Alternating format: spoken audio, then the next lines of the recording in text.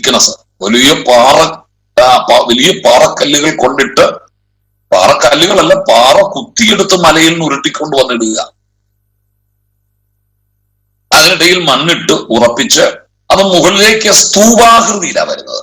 അതുകൊണ്ട് കുറച്ച് വീതി കുറഞ്ഞ് മുകളിലേക്ക് വരുമ്പോഴത്തേക്ക് സ്തൂപം പോലെ കെട്ടിയിട്ട് പിന്നെ അതിന്റെ മുകളിലേക്ക് മതില് പോലെ കുറച്ച് കെട്ടിവെക്കും. അപ്പൊ എല്ലാം കൂടെ 30 തൊട്ട് 60 അടി വരെയാ നമ്മുടെ സാധാരണ സിസ്റ്റം കോട്ടകൾക്ക്, പ്രത്യേകിച്ചും വേദപുസ്തകത്തിലെ കോട്ടകൾക്ക്. എരുസലേമിന്റെ കോട്ടയുണ്ട്, എരിഹോയിന്റെ കോട്ടയുണ്ട്, അല്ലേ? പിന്നെ ബാബേലിന്റെ കോട്ടയുണ്ട്. നെബൂഖദ്നേസർ പണിത ബാബേൽ കോട്ടയൊക്കെ വളരെ പ്രസിദ്ധമാണ്. ബാബേൽ കോട്ടയെ കുറിച്ച് ഒരിക്കൽ ഞാൻ പഠിച്ചു വന്നപ്പോഴാണ് പറഞ്ഞത് 100 അടി പൊക്കം ഉണ്ടായിരുന്നാ ബാബേൽ കോട്ടയ്ക്ക്. 100 അടി എന്ന് പറഞ്ഞാൽ ഒന്ന് ഓർത്തോണം കേട്ടോ. എനിക്ക് 5 അടി 7 ഇഞ്ച് പൊക്കേ ഉള്ളു. 5 അടി 7 ഇഞ്ച് പൊക്ക. എന്നിട്ടും സാധാരണക്കാരെ നിൽക്കുന്നതിന്റെ ഇടയ്ക്ക് പോയി ഞാൻ നിന്നാലല്ല തല പൊങ്ങി എന്ന് പറഞ്ഞാൽ സാധാരണക്കാർക്ക് 5 അടി 2 ഇഞ്ച് 3 ഇഞ്ച് 5 ഇഞ്ചൊക്കെ പൊക്കമുള്ളൂ. അപ്പൊ 7 അടി, അപ്പൊ 100 അടി എന്നൊക്കെ ഒന്ന് ആലോചിച്ച് നോക്കിയേ, എത്ര പൊക്കമായിരിക്കും ഒന്ന് ആലോചിച്ച് നോക്കിയേ. അത്രയും ഉയരത്തിലേക്ക് കൊക്കിയിരിക്കും. എന്നിട്ട് ഇതിന് വാതിൽ കെട്ടിയിരിക്കുക. നമുക്കറിയാം, യെരൂശലേം കോട്ടയ്ക്ക് ചുറ്റും 12 വാതിലുകളാണ്. അവയെ ഗോപുരങ്ങൾ എന്നും വിളിക്കും. കാരണം ചുമ്മാ നമ്മൾ ഗേറ്റിടുന്ന പോലെ ഗേറ്റിടുകയല്ലോ, ഇല്ലേ? പരാബോളിക് ആകൃതിയിൽ പണിതുറപ്പിച്ചു വന്ന വലിയ ശക്തമായ കൂറ്റൻ കരിങ്കല്ല് കൊണ്ടാണ് അത് കെട്ടിവെച്ചിരിക്കുന്നത്. അതിൽ മനുഷ്യർക്ക് പിടിച്ചാൽ തുറക്കാൻ കഴിയാത്ത നിലയിൽ തടിക്കോളുള്ള വലിയ ഗേറ്റ് ആയിരുന്നത്. എന്ന് പറഞ്ഞാൽ ഓരോ മരത്തടി എടുത്ത് അങ്ങ് കീറി വെക്കുക. അത് ആന പിടിച്ചു വേണം മൊത്തം തുറക്കണമെങ്കിൽ. സാധാരണഗതിയിൽ ആ കഥകിനകത്ത് ചെറിയ കഥക്, അങ്ങനെയാണല്ലോ നമ്മളിത് ഗേറ്റിനകത്ത് ചെറിയ എൻട്രൻസ് ഇടുവല്ലോ, ഇല്ലേ? വില്ലോ ഗേറ്റ് ഒക്കെ ഇടുകയല്ലേ, അതുപോലെ ചെറിയ എൻട്രൻസുകൾ കാണും. ഈ പാതാളത്തിന്റെ ഗോപുരം എന്ന് പറഞ്ഞാൽ അതിന്റെ അർത്ഥം പാതാളം എന്ന കോട്ടയുടെ വാതിൽ എന്നാണ് അതിന്റെ അർത്ഥം. കോട്ടയുടെ വാതിൽ, പാതാളം ഒരു കോട്ടയാന്ന് വെച്ചു. അപ്പൊ അതിന്റെ വാതിലാണ്, അതിന്റെ ഗോപുരമാണ്. അപ്പൊ ഈ പ്രത്യേകിച്ച് അതിന്റെ അർത്ഥം എന്താണെന്ന് വെച്ചാൽ, പഴയ നിയമ കാലഘട്ടങ്ങളിൽ, ഈ പഴയ കാലഘട്ടങ്ങളിൽ രാജാക്കന്മാർ നാട് ഭരിച്ചുകൊണ്ടിരിക്കുമ്പോൾ കോട്ട കെട്ടി തിരിക്കും. രാജ്യത്തിന്റെ തലസ്ഥാനത്തെ കോട്ട കെട്ടി തിരിക്കും. തിരിച്ചിട്ട് ഈ കോട്ടയുടെ ഗേറ്റ്, അതിലൂടെ വേണമല്ലോ പൊതുജനം അകത്തേക്ക് വന്ന് കയറാൻ. രാജാവിനെ മുഖം കാണിക്കാനുള്ളവർ വരിക എന്ന് വെച്ചു. ഏതെങ്കിലും പ്രശ്നമായിട്ടോ ദുഃഖം പറയാനോ, ഒരു പ്രശ്നമുണ്ടായി, വഴക്കുണ്ടായി, അത് തീർക്കാനോ ഒക്കെ ആളുകൾ വരുന്നത് ഈ രാജകൊട്ടാരത്തിലേക്ക് വേണം വരാൻ. അങ്ങനെ വരുമ്പോൾ എല്ലാരെയും രാജാവിന് കാണാൻ പറ്റിയെന്ന് വരികയില്ല, എല്ലാവരും രാജാവിന് കാണാൻ പറ്റിയെന്ന് വരികയില്ല. അപ്പോ ഈ ഗോപുരത്തിന്റെ വാതുക്കൽ ചില പ്രത്യേക സിംഹാസനങ്ങൾ അല്ലെങ്കിൽ ചില പ്രത്യേക ബെഞ്ചുകൾ ഇട്ടിട്ട് അതിൽ പ്രത്യേക ചില ആളുകളെ ഇരുത്തും. എന്ന് പറഞ്ഞാൽ കാര്യവിവരശേഷിയുള്ള, രാജാവുമായിട്ട് കൂറുള്ള കുബേരന്മാരായ, കുലീനന്മാരായ വാതുക്കൽ ഒരു ബെഞ്ചിൽ ഇരുത്തും. അവരെയാണ് ന്യായാധിപന്മാരെന്ന് വിളിക്കുന്നത്. കാരണം അന്ന് കോടതി വേറെ ഇല്ലല്ലോ, രാജാവാണല്ലോ കോടതി, ഇല്ലേ? രാജാവ് തന്നെയാ കോടതി. അപ്പോ ആരെങ്കിലും തമ്മിൽ വഴക്കുണ്ടായി, പ്രശ്നമുണ്ടായി, അത് തീർക്കാൻ ആരെങ്കിലും വന്നാൽ ഗോപുരത്തിന്റെ വാതിൽക്കൽ ഇരിക്കുന്ന ഈ ന്യായാധിപന്മാരോട് വേണം അവരുടെ സങ്കടം ഉണർത്തിക്കാൻ. അപ്പൊ അവരതിനെ കേട്ട് യുക്തമായ വിധി പ്രസ്താവിക്കും. അങ്ങനെ പാതാള ഗോപുരത്തിൽ ഇരിക്കുന്ന ആളുകളിൽ നിന്നാണ് ഈ ബെഞ്ച് എന്നുള്ള ആശയം വരുന്നത്. ബെഞ്ച് എന്ന് പറഞ്ഞാൽ നമ്മൾക്ക് വീട്ടിലിരിക്കാൻ നമ്മൾ തല്ലിക്കൂട്ടുന്നതല്ല, സ്കൂളിലൊക്കെ ഉണ്ടാക്കുന്നതല്ല. കോടതിയുടെ ഒരു ബെഞ്ച്. കുറെ കാലം മുമ്പ് അങ്ങനെ ഒരു തർക്കം ഉണ്ടായിരുന്നല്ലോ, നമ്മുടെ ഹൈക്കോടതി എറണാകുളത്തല്ലേ, കൊച്ചിയിലല്ലേ? അപ്പൊ ആളുകൾ പലരും പറഞ്ഞു, തിരുവനന്തപുരം അല്ലേ നമ്മുടെ ഭരണസിരാ കേന്ദ്രം, അവിടെ നമ്മുടെ ഹൈക്കോടതിയുടെ ഒരു ബെഞ്ച് സ്ഥാപിക്കണമെന്ന് പറഞ്ഞു. ഇത് കേട്ട ചിലർ ഓർത്തണം, അവിടെ ഒരു ബെഞ്ച് കൊണ്ടുവന്നതിന് എത്ര ബുദ്ധിമുട്ടുണ്ടോ, ഹൈക്കോടതിയിൽ നിന്ന് ഒരു ബെഞ്ച് കൊടുത്തോ പോയാൽ പോരെ, അവിടെ കൊണ്ടിട്ടാ പോരെ എന്നാ ചിലർ ചിന്തിച്ചത്. ഒരു ബെഞ്ചിടുക എന്നുള്ളതല്ല, ന്യായാധിപന്മാരുടെ ഒരു സഭ എന്ന അതിന്റെ അർത്ഥം. ഹൈക്കോടതിയുടെ ഒരു ഡിവിഷൻ ബെഞ്ച്, ഡിവിഷൻ ബെഞ്ച് എന്നൊക്കെ കേട്ടിട്ടില്ലേ? അതാ ഈ ബെഞ്ച്. അപ്പൊ അതിലിരുന്നു കൊണ്ട് ന്യായാധിപന്മാർ ന്യായം കേട്ട് വിധിക്കും. അപ്പൊ ഇതാണ് പറഞ്ഞത്. ഇത് വെച്ചോണ്ടാണ് കർത്താവ് പറഞ്ഞത്, ഞാൻ എന്റെ സഭയെ പണിയും. പാതാളത്തിന്റെ ഗോപുരങ്ങൾ എന്ന് പറഞ്ഞാൽ പാതാളത്തിലെ നീതിന്യായ കോടതി. അപ്പൊ നിങ്ങൾ ചോദിക്കും, പാതാളത്തിൽ നീതിന്യായം ഉണ്ടോ? അവിടുത്തെ അനീതിയാ അവരുടെ നീതി എന്ന് പറഞ്ഞാൽ പാതാളത്തിലെ കാര്യാലോചന സഭ. നിങ്ങൾ വിചാരിക്കരുത് ഈ പിശാജ് ആയതുകൊണ്ട് പിശാജെല്ലാം ഉഴപ്പിത്തല്ലിയാ ചെയ്യുന്നത്. എന്റെ പൊന്നെ, ദൈവമക്കളെക്കാൾ സിസ്റ്റമാറ്റിക്കാ പിശാജ്. അത് പോട്ടെ, സാറെപ്പോഴേലും പഠിപ്പിക്കാൻ തരുമ്പോ ഡീമണോളജി തരികയായിരുന്നെങ്കിൽ ഞാൻ പിശാചിനെ കുറിച്ച് കുറച്ച് പഠിച്ചേരെ. അത്യാവശ്യം ദൈവമക്കൾ പഠിക്കേണ്ട കാര്യമാണ്. കാരണം നമ്മുടെ ഈ ശത്രു ആരാന്ന് അറിയാൻ മേലാത്ത കാരണം ഏതാണ്ടൊക്കെ ചെയ്തു കൂട്ടുക നമ്മളൊക്കെ, അല്ലേ? നമ്മളാകെപ്പാടെ പിശാചിനോട് ചെയ്യുന്നത് എന്ന് പറയും. പിശാച് പോകുന്നും കണ്ടായിരിക്കുന്നത്. ഭായിയുടെ കട്ടി കൂടുമ്പോ ഓടുന്ന പാർട്ടി ഒന്നും അല്ലാതെ ഇടി വെട്ടിക്കുന്ന കേട്ടാ പോവുകയില്ലാത്ത ഈ പിശാച് നമ്മുടെ പള്ളിയിലൊക്കെ കരിമരുന്ന് പ്രയോഗവും കതിനാവെടിയും വെച്ചിട്ടും ഇവൻ പോകുന്നില്ല, അവിടെ കെട്ടിക്കിടക്കുക. അവന്റെ കയറെ ഉപദേശി ഒരു എന്ന് പറഞ്ഞ പിശാച് കൂടുവോ? അതെനിക്ക് അറിയാൻ മേലഞ്ഞിട്ടോ ഓരോ നീ കാട്ടിക്കൂട്ടുന്നതേ. പിശാച് ഉടനെ വേറെ കാര്യം, മാർഗം വേറെ. പോട്ടെ, ഞാനത് പറഞ്ഞെന്നുള്ളതേ ഉള്ളൂ. ചിലർ ഓർക്കുന്ന എന്റെ ഭായിയുടെ കട്ടി കൂടുമ്പോഴത്തേക്ക് തിരുവനന്തപുരത്ത് ഒരു ദൈവദാസനം ഉണ്ടായിരുന്നു. എനിക്ക് അദ്ദേഹത്തെ വളരെ നന്നായി അറിയാവുന്ന. അദ്ദേഹം പ്രാർത്ഥിക്കുമ്പോഴത്തേക്ക് ചിലരുടെ തലയിലോട്ട് കൈ വെച്ചിട്ട് സ്വർഗത്തിനും ഭൂമിക്കും സകല അധ്യായം നസറേനായ യേശുവിന്റെ നാമത്തിൽ സാത്താനേ നായേ എന്നും കൂടെ വിളിക്കും. അപ്പൊ ഇദ്ദേഹം ഓർത്തിരുന്ന ഈ നായ എന്നുള്ള വിളി കേൾക്കുമ്പോൾ പിശാച് നാണിച്ചു പോകുന്ന, ഇത്ര നാണം ഇല്ലാത്ത ഒരാൾ വേറെ ഇല്ല. ആ പിശാചിനെ നായ എന്ന് വിളിച്ചാൽ പിശാചിന് നാണം ഉണ്ടാവും. അപ്പൊ ഇതൊന്നും അല്ല പിശാചിനെ ഓടിക്കാൻ വേറെ മാർഗമാണ് കേട്ടോ. അപ്പൊ പിശാചിന് കാര്യാലോചന സഭയുണ്ട്. തട്ടിക്കൂട്ട് പ്രസ്ഥാനമല്ല, പിശാചിന്റെ സിസ്റ്റമാറ്റിക് ആയ ഭരണ സംവിധാനമാണ്. മനസ്സിലായോ? കാരണം എന്താ? അവൻ ദൈവത്തിൽ നിന്ന് പഠിച്ചതായി, ദൂതന്മാരുടെ ഇടയിൽ നിന്ന് പഠിച്ചുകൊണ്ട് പോയതല്ലേ. അവൻ ദൂതനല്ലേ, വീണുപോയ ദൂതനല്ലേ. അപ്പോ സിസ്റ്റമാറ്റിക് ആയ ഭരണ സംവിധാനമുണ്ട്. അവര് പര്യാലോചന സഭയുണ്ട്, കാര്യാലോചന സഭയുണ്ട്. അപ്പൊ നമ്മളെ കുറിച്ചൊക്കെ ഒരു വിഷയം, നമ്മുടെ സഭയെ കുറിച്ചോ നമ്മുടെ കുടുംബത്തിലോ ഒരു പ്രശ്നം ഉണ്ടാക്കുന്നതിന് മുമ്പേ എന്നാ ഏതായാലും ഒത്തു കിട്ടിയതല്ലേ, കയറി അങ്ങ് അടിച്ചേക്കാമെന്ന് വെക്കുകയല്ല. ആ കാര്യം മുകളിൽ അറിവ് കൊടുത്ത് പിശാചിന്റെ കാര്യാലോചന സഭയിൽ അത് ചർച്ച വെച്ച് അതിന് നാനാവശവും ചർച്ച ചെയ്ത് ചിന്തിച്ചിട്ടാ ഇങ്ങോട്ട് നമുക്കെതിരെ യുദ്ധത്തിന് വരുന്നത്. ഇതെല്ലൊക്കെ മനസ്സിലാകുന്നുണ്ടോ? പോട്ടെ, നിങ്ങളെ ഈ സ്പിരിച്വൽ വാർഫെയർ എന്നൊരു സബ്ജക്റ്റ് ഉണ്ട്, ആത്മീക പോരാട്ടം. ബൈബിൾ സ്കൂളിൽ പഠിപ്പിക്കുന്നതല്ല, നമ്മുടെ ഈ സെമിനാറുകളിലൊക്കെ പഠിപ്പിക്കുന്നത്. എനിക്കത് ഈ പഠിപ്പിക്കാൻ വലിയ ഇഷ്ടമുള്ളതാണ്. അങ്ങനെ പറഞ്ഞാൽ എടുക്കാറുണ്ടെങ്കിൽ നല്ലതായിരുന്നു. പോട്ടെ, ആത്മീക പോരാട്ടം നിങ്ങളതൊന്ന് പഠിക്കണം കേട്ടോ. അതിനുള്ള പുസ്തകങ്ങളൊക്കെ ഉണ്ട്. സ്പിരിച്വൽ വാർഫെയർ, ആത്മീക പോരാട്ടം. നിങ്ങളത് പഠിക്കേണ്ടതാണ്. എങ്കിലേ നമ്മൾ ആത്മീയത്തിലൊക്കെ ഒന്ന് വളരാനും പ്രാർത്ഥനയിൽ ഒക്കെ ഒന്ന് ശക്തിപ്പെടാനും പറ്റൂ. ശരിയായ പിശാചുമായിട്ടുള്ള യുദ്ധം എന്താന്നൊക്കെ ഒന്ന് അറിയണം. പോട്ടെ, അപ്പൊ പിശാചിന്റെ കാര്യാലോചന സഭ വാതുക്കൽ ഇരിക്കുക. അപ്പൊ അതാ കർത്താവ് ഞാൻ എന്റെ സഭയെ പണിയും, പാതാള ഗോപുരം ജയിക്കും എന്ന് പറഞ്ഞാൽ പിശാച് എത്ര കാര്യാലോചന നടത്തിയാലും അത് ജയിക്കുകയില്ല. അതിന് മറികടക്കാനാവാത്ത നിലയിലാണ് ഞാൻ എന്റെ സഭയെ പണിയുന്നത്. അതാ കർത്താവ് പറഞ്ഞത്. ഞാൻ എന്റെ സഭ, മൈ ചർച്ച് വിൽ ബിൽഡ്, ഞാൻ എന്റെ സഭയെ പണിയും. I build my church, എന്റെ സഭയെ ഞാൻ കെട്ടിപ്പടുക്കും. സഭ കർത്താവിൻ്റെതാണേ. പാതാള ഗോപുരങ്ങളെ പോലും അതിനെ തകർക്കാൻ അനുവദിക്കുകയില്ലെങ്കിൽ ഇവിടെ 4 അടി പൊക്കയില്ലാത്ത നീയാണോ പിന്നെ സഭയെ തകർക്കാൻ നടക്കുന്നത്? നിന്നെ കൊണ്ട് നടക്കുവോ? ഒരു സഭയ്ക്കെതിരെ വേറെ വെക്കാൻ ഇറങ്ങരുത് കേട്ടോ. ഒരു സഭയും തകർക്കാൻ നീ പദ്ധതി ഒരുക്കരുത്. സ്വർഗത്തിന്റെ വടി നിനക്കെതിരെ തിരിയും. പിശാചിനെ അനുവദിച്ചിട്ടില്ല, പിന്നെ നീയാണോ തമ്പേർ എടുത്തുകൊണ്ട് പോയ ആരാധന നിന്ന് പോകുമെന്ന് വിചാരിച്ചത്?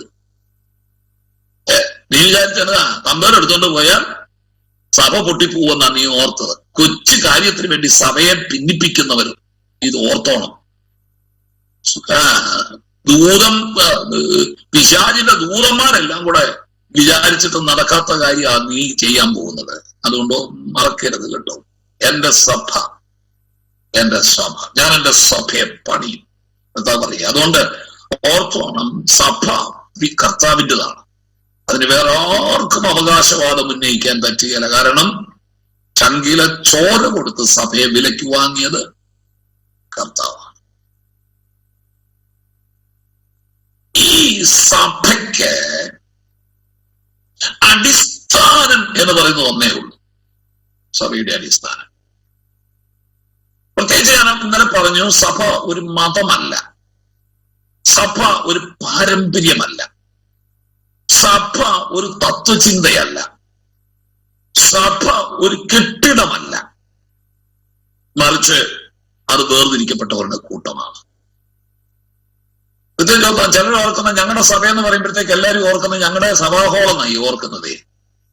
ഞങ്ങളുടെ പള്ളി എന്ന് പറഞ്ഞാൽ അവിടുത്തെ കുരിശടിയും അവിടുത്തെ കുരിശും ഇതൊക്കെയാണ് നമ്മൾ ഓർക്കുന്നത്. സഭ എന്ന് പറയുന്നത് കെട്ടിടമല്ല, അതിലെ വിശ്വാസികളാ സഭ. വേർതിരിക്കപ്പെട്ടവരുടെ കൂട്ടം എന്ന് പറഞ്ഞാൽ നമ്മളാ സഭ, ഞാനും നിങ്ങളും അടങ്ങുന്നതാ സഭ. അതുകൊണ്ട് സഭ എന്ന് പറയുന്നത് മതമല്ല, കെട്ടിടമല്ല, പ്രസ്ഥാനമല്ല. Church is not an organization. സഭ ഒരു പ്രസ്ഥാനമല്ല. ചിലർ ഓർത്തിരിക്കുന്നത്, ചിലർ ഇപ്പോഴും അങ്ങനെ പറയുന്നത്, ഞങ്ങളുടെ പ്രസ്ഥാനത്തിൽ പൊന്നു കുഞ്ഞ നിന്റെ പ്രസ്ഥാനം ആണോ ഇത്? സഭ പ്രസ്ഥാനമല്ലെന്ന്. Church is not an organization but an organism. സഭ പ്രസ്ഥാനമല്ല, സഭ ഒരു ജീവൽ ഘടകമാണ്. ഒരു ജീവൽ ഘടകമാണ് സഭ കേട്ടോ. ഒരു പ്രസ്ഥാനം. നിങ്ങളെ 1 കൊരിന്തി 11 ഞാൻ അതിലേക്ക് പിന്നെ വരുന്നുണ്ട്, എങ്കിലും നമുക്കതൊന്ന് മുൻകൂർ പറഞ്ഞു വന്നപ്പോ റെഫറൻസ് ഒന്ന് തന്നേക്കാം. 1 കൊരിന്തി 11 ഒന്ന് എടുക്കാമോ? 1 കൊരിന്തി 11 അല്ല 12 അതിന്റെ 12 വാക്യം വായിച്ച് 12, 11 പെട്ടെന്ന് ചില വാക്യങ്ങൾ എടുത്ത് വായിച്ചോണേ. അതിനും തയ്യാറായും കൂടെ. ശരീരത്തിന്റെ അവയവം പലതായിരിക്കെ എല്ലാം ഒരു ശരീരമായിരിക്കുന്നത് പോലെയാകുന്നു ക്രിസ്തുവും. കേട്ടോ, ഇതാ സഭ. ശരീരം ഒന്നും എന്ന് പറഞ്ഞാൽ ഒറ്റ സഭയേ ഉള്ളു കേട്ടോ. അല്ല ഈ കാട്ടിക്കൂട്ടുന്ന ഞങ്ങളുടെ സഭ ഇല്ലേ, IPC സഭ, ഷാരോൺ സഭ, അസംബ്ലീസ് ഓഫ് ഗോഡ് സഭ, ചർച്ച് ഓഫ് ഗോഡ് സഭ അല്ലേ, ഇൻഡിപെൻഡന്റ് സഭ, ഫ്രീ സഭ അല്ലേ, എന്തെല്ലാം സഭകളാ, കരിസ്മാറ്റിക് സഭ, ഒത്തിരി സഭകളുണ്ട്. അത് പലതല്ല കേട്ടോ. സഭ ഒന്ന്, ശരീരം ഒന്ന് ഉണ്ട്. ശരീരം ഒന്ന്, അതിന് അവയവങ്ങൾ പലത്. നമുക്കാണല്ലേ ശരീരം ഒന്ന്.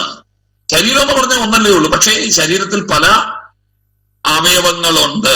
കൈയുണ്ട്, കാലുണ്ട്, കണ്ണുണ്ട്, മൂക്കുണ്ട്, നാക്കുണ്ട്. നമുക്ക് ശരീരത്തിൽ അവയവങ്ങൾ പലതാണ്. ഈ അവയവങ്ങൾക്കൊക്കെ ഓരോരോ ഫങ്ഷനുമാണ് അല്ലെ, ഓരോരോ ധർമ്മമാണ്. കണ്ണിന്റെ പ്രവൃത്തിയല്ല ചെവി ചെയ്യുന്നത്, ചെവിയുടെ പ്രവൃത്തിയല്ല മൂക്ക് ചെയ്യുന്നത്, മൂക്കിന്റെ പ്രവൃത്തിയല്ല നാക്ക് ചെയ്യുന്നത്, കൈയുടെ പ്രവൃത്തിയല്ല കാല് ചെയ്യുന്നത്, കാലിന്റെ പ്രവൃത്തിയല്ല വിരലുകൾ ചെയ്യുന്നത്.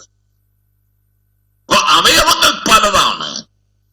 എല്ലാ ശരീരവും എല്ലാം ഒരു ശരീരം, അതേസമയം എല്ലാം കൂടെ ഒരു ശരീരം ആയിരിക്കുന്നത് പോലെയാകുന്നു ക്രിസ്തുവും എന്ന് വായിച്ചിട്ട് ഇനി 16 വാക്യം വായിച്ച്.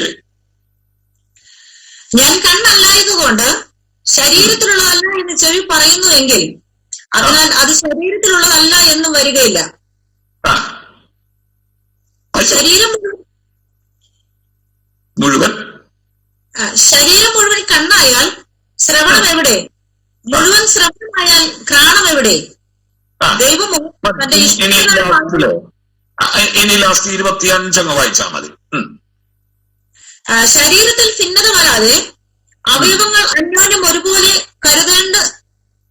കരുതേണ്ടതിനായി ദൈവം കുറവുള്ളതിന് അധികം മാനം കൊടുത്തുകൊണ്ട് ശരീരത്തെ കൂട്ടിച്ചേർത്തിരിക്കുന്നു. ശരീരത്തെ കൂട്ടി കൂട്ടിച്ചേർക്കുന്നു. അപ്പൊ ഈ അവയവങ്ങളെ എല്ലാം കൂട്ടിച്ചേർക്കുകയാണ്. സത്യത്തിൽ ഇതിനെല്ലാം കൂട്ടിച്ചേർക്കുന്നത് തലയാ, അല്ലേ? നമ്മുടെ കൈക്ക് ആജ്ഞ കൊടുക്കുന്നത്, കാലിന് ആജ്ഞ കൊടുക്കുന്നത്, എന്തെങ്കിലും ചെയ്യണമെങ്കിൽ കൈയോട് തലച്ചോറ് വരണമെന്നാ ശാസ്ത്രീയമായിട്ട് അത് കണ്ടുപിടിച്ചിട്ടുണ്ട്, അല്ലേ?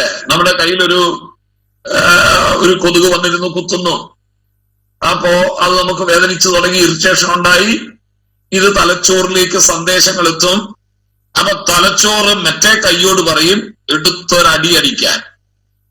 അപ്പോഴാ നമ്മള് മറ്റേ കൈ കൊണ്ട് ഒറ്റയടി അതിനെ കൊല്ലുന്നു. ഇതുപോലെ സഭ ഇതുപോലെ ക്രിസ്തു തലയാണ്, നമ്മള് ശരീരത്തിലെ വിവിധ അവയവങ്ങളാണ്. ഇത് ഞാൻ പറഞ്ഞിട്ടില്ല, അറിയാമോ? Church is not an organisation but an organism എന്നൊരു ചൊല്ലുണ്ട്. സഭ ഒരു സംഘടനയല്ല, അതൊരു ജീവൽ ഘടകമാണ്. ഓർഗാനിസം എന്ന് പറഞ്ഞാൽ ഒരു ജീവൽ ഘടകം. ജീവൽ ഘടകം തലയും ശരീരവും പോലെ. അതുകൊണ്ട് സഭ ഒരു കെട്ടിടമല്ലെങ്കിലും സഭയെ കെട്ടിടത്തോട് ഉപമിച്ച് പറഞ്ഞിട്ടുണ്ട്. അത് പ്രതീകമാണ് കേട്ടോ. സഭ കെട്ടിടമല്ല, നമ്മുടെ സഭകളല്ല സഭ, പള്ളിയല്ല സഭ കേട്ടോ. നമ്മൾ കൂടുന്ന ഇടമല്ല സഭ. സഭ എന്ന് പറഞ്ഞാൽ നമ്മളാ ദൈവമക്കളാ. എന്നാൽ അതേസമയം സഭയെ ഒരു കെട്ടിടത്തോട് ഉപമിച്ച് പറഞ്ഞിട്ടുമുണ്ട്. വായിച്ചേ, എഫേസ്യ ലേഖനം 2:21. എഫേസ്യർ 2:21.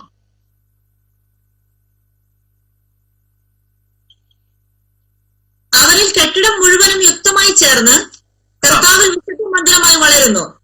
കണ്ടോ? കെട്ടിടം, ഇറ്റ്സ് എ ബിൽഡിംഗ്. സഭ കെട്ടിടമാണെന്ന് അല്ല പറഞ്ഞത്, കെട്ടിടം പോലെ നമ്മളെല്ലാം കൂടെ ചേർത്ത് പണിയുകയാണ്.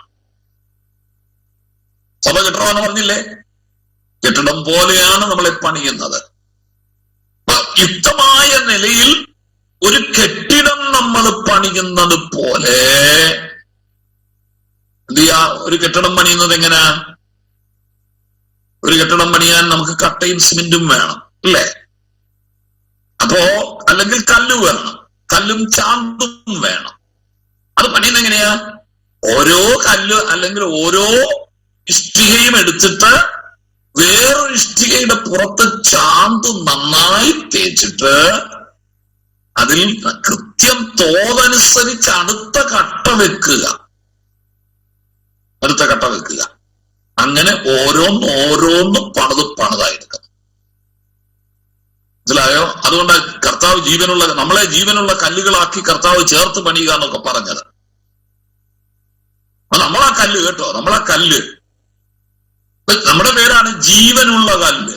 അപ്പൊ ഈ ഓരോ കല്ലും എടുത്ത് ഒരു കെട്ടിടം പണിയുന്നത് പോലെ പലയിടത്ത് കിടക്കുന്നവർ, അല്ലേ? നിങ്ങൾ തിരുവനന്തപുരത്ത് വസിക്കുന്നു, ഞാൻ തിരുവല്ലയിൽ വസിക്കുന്നു. ആഫ്രിക്കയിലുള്ളവരുണ്ട്, ചൈനയിലുള്ളവരുണ്ട്, അമേരിക്കയിലുള്ളവരുണ്ട്, ശ്രീലങ്കക്കാരുണ്ട്. എല്ലാ രാജ്യത്തു നിന്നും കല്ലെടുത്ത് വെച്ച് കർത്താവ് തന്റെ സഭയെ പണിയുക, കെട്ടിപ്പണിയുക.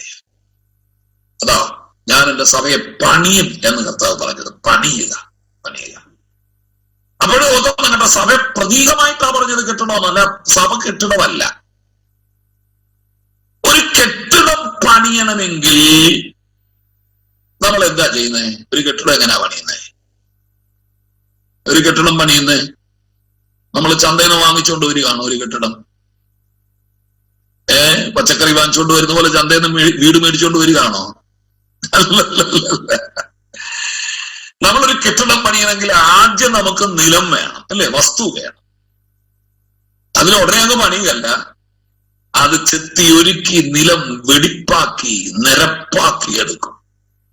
എന്നിട്ട് കെട്ടിടം പണിയണമെങ്കിൽ വെറുതെ കല്ല് വെച്ചം കെട്ടുകല്ല, ആദ്യം അതിന്റെ ഫൗണ്ടേഷൻ എടുക്കും.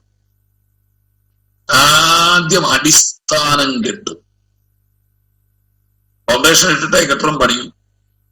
ഈ ഫൗണ്ടേഷൻ ഇല്ലാതെ കെട്ടിടം പണിതാലോ ഫൗണ്ടേഷൻ ഇല്ല. കെട്ടിടം പണിതാ കെട്ടിടം നിൽക്കുകയില്ല, താഴെ പോവും.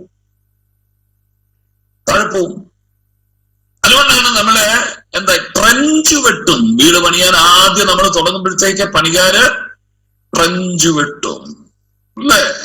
ഒരു 2 അടി 3 അടി വീതിയിൽ നീളത്തിൽ നമ്മൾ പണിയേണ്ടടുത്ത് കല്ലിട്ട് കെട്ടത്തക്ക നിലയിൽ ആഴത്തിൽ കുഴിയെടുക്കും. ചിലപ്പോ അരയാൾ പൊക്കമോ ഒരാൾ പൊക്കമോ ഒക്കെ ആഴത്തിൽ കുഴിയെടുക്കാം. മണ്ണിന്റെ ഉറപ്പനുസരിച്ച് അതൊക്കെ ചെയ്യുന്നത്.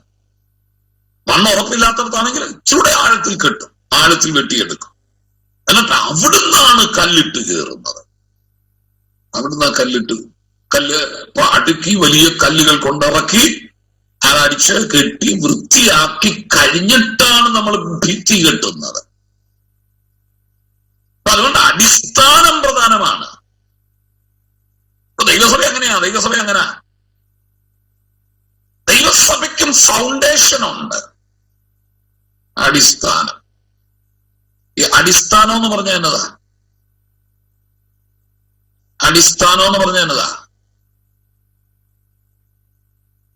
മലയാളമാണ് ഞാൻ ചോദിച്ചത്, ഇംഗ്ലീഷ് അല്ല. അടിസ്ഥാനം എന്ന് പറഞ്ഞാൽ അടിയിൽ സ്ഥാനം എന്നാ. അല്ലേ വേറെ പറയാം, സ്ഥാനത്ത് അടിയെന്നും പറയാം. അതുകൊണ്ട് അടിസ്ഥാനമാണ് കേട്ടോ. അടിസ്ഥാനം എന്ന് പറഞ്ഞാൽ അടിയിൽ സ്ഥാനം. അപ്പൊ ഒരു കെട്ടിടം പണിയുമ്പോൾ നമ്മൾ അടിയിൽ എന്ത് ചെയ്യും? കല്ലുപാകും. ഇത് വളരെ കൃത്യമായി നമ്മുടെ കർത്താവ് പറഞ്ഞിട്ടുണ്ട്.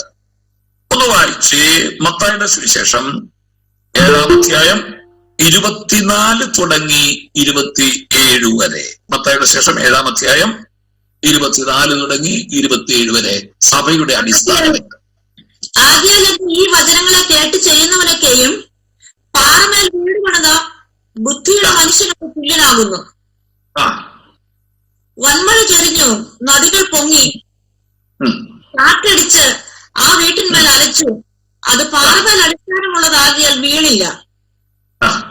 എന്റെ ഈ വചനങ്ങളെ കേട്ട് ചെയ്യാത്തവനൊക്കെയും മണലിന്മേൽ വീട് പണിത മനുഷ്യനോട് തുല്യനാകുന്നു. വന്മഴ ചൊരിഞ്ഞു, നദികൾ പൊങ്ങി, കാറ്റടിച്ച് ആ വീട്ടിന്മേൽ അലച്ചു. അത് വീണു, അതിന്റെ വീഴ്ച വലിയതായിരുന്നു. കേട്ടോ, കഥ വീട് പണിയെ കുറിച്ച് പറയുകയാണേ. ഗൃഹപ്പണി അത് തന്നെ നമ്മളിപ്പോ പറഞ്ഞുകൊണ്ടിരിക്കുന്നത്. കെട്ടിടം പണിയാ. 2 തരത്തിൽ വീട് പണിയാവുന്ന കർത്താവ് പറഞ്ഞത്. 2 തരത്തിൽ വീട് പണിയാം. ഇത് 2 സാധ്യമാണ് കേട്ടോ, 2 നടക്കുന്നതാ. 2 തരത്തിൽ. ഒന്ന്, ആഴക്കുഴിച്ച് പാറമേൽ അടിസ്ഥാനമിട്ട് പണിയാം. എനിക്ക് തോന്നുന്നു നിങ്ങൾ പാർക്കുന്ന സ്ഥലത്തൊക്കെ അങ്ങനെ തന്നെയാണ് പണിയുന്നത്. ഞാൻ പാർക്കുന്ന സ്ഥലത്തും അങ്ങനെയാ പണി. എന്നാല് നിങ്ങൾ ഈ കടൽ തീരത്തൊക്കെ ചെന്ന് കഴിഞ്ഞാല് അവിടെ ഫൗണ്ടേഷൻ ഒന്നും എടുത്ത് കെട്ടിടം പണിയാൻ പറ്റുകയില്ല. അതിന്റെ കാര്യം എന്താണെന്നറിയാമോ? അവിടെ കിടക്കുന്ന മണല് ഉറപ്പുള്ളതല്ല. പിന്നെ ക്വിക്സാൻഡ് എന്ന് പറയും, ഊതിയ പറക്കുന്ന ചുഴിമണലാണ്. ക്വിക്സാൻഡ്, ഇംഗ്ലീഷിൽ ക്വിക്സാൻഡ് എന്നാ പറയുന്നത്. കാല് ചവിട്ടിയാൽ അങ്ങ് പൂണ്ടുപോകുന്ന മണലല്ലേ കടൽ തീരത്തുള്ള ഒരു വീട് പണി കണ്ടിട്ടുണ്ടോ? എന്താണെന്നറിയാമോ? അല്ലെ ആഴ കുഴിക്കൊന്നുമില്ല, കുഴിക്കുകയല്ല. അവര് നിലം ചെത്തി നിരപ്പാക്കിയിട്ട് മണലിന്റെ പുറത്തേക്ക് കല്ല് വെച്ചം കെട്ടുക. ഫൗണ്ടേഷൻ ഇല്ല, ഫൗണ്ടേഷൻ എടുക്കുകയില്ല. ഫൗണ്ടേഷൻ എടുത്താൽ മൊത്തം വെറും മണലല്ലേ. കുഴിയെടുക്കാൻ പോയാൽ കുഴിച്ച് ഭൂമിയുടെ അപ്പുറത്ത് ചെല്ലും. കടൽത്തീരത്ത് കുഴിയെടുക്കാൻ പോയാൽ. അതുകൊണ്ട് അവരങ്ങനെ കുഴിയെടുക്കുകയില്ല. അവര് വെറുതെ കല്ല് വെച്ച് ഭൂമിയുടെ മുകളിൽ കല്ല് വെച്ചം കെട്ടുകയുള്ളൂ. ഇത് നിങ്ങൾ തീരപ്രദേശത്ത് എന്ന് ചോദിക്കണം. അപ്പൊ അതുകൊണ്ടുള്ള കുഴപ്പം എന്താണെന്നറിയാമോ? ആ വീട് വലിയ ഉറപ്പ് കാണുകയില്ല. അവർക്കും അറിയാം ഉറപ്പില്ലെന്ന്. അടുത്ത തിരമാല കടലേറ്റം, ഇപ്പൊ നമ്മുടെ കടലേറ്റം നടന്നുകൊണ്ടിരിക്കുക അല്ലേ? വെള്ളത്തും അടുത്ത കടൽ കയറി വരുമ്പോഴത്തേക്ക് അതങ്ങ് എടുത്തോണ്ട് പോകും. പിന്നെ അവിടെയൊന്നും 2-3 നില പണിയാൻ ഈ മണലിന്റെ പുറത്ത് പറ്റുകയില്ല. ഒരു നിലയൊക്കെ പണിയും. അതും വലിയ കനമില്ലാത്ത നിലയിൽ. വലിയ വാർക്കക്കെട്ടിടമൊന്നും പണിയുകയില്ല. മുകളിൽ വല്ല ഷീറ്റോ പടുതയോ ഒക്കെ വിരിക്കത്തക്ക നിലയിലുള്ള ചെറിയ കനം കുറഞ്ഞ കാര്യങ്ങളാണ്. കാരണം ഒത്തിരി വെയിറ്റ് കയറ്റിയ ഇതെല്ലാം കൂടെ താഴേക്ക് ഇരുന്നു പോകും. വീട് ഇരുന്നു പോകും. ഇത് 2 സാധ്യ കേട്ടോ. കർത്താവ് വേറെ പറഞ്ഞത് രണ്ടു തരത്തിൽ വീട് പണിയാം. ഒന്ന്, പാറമേലടിസ്ഥാനമിടാം, ആഴെ കുഴിക്കണം.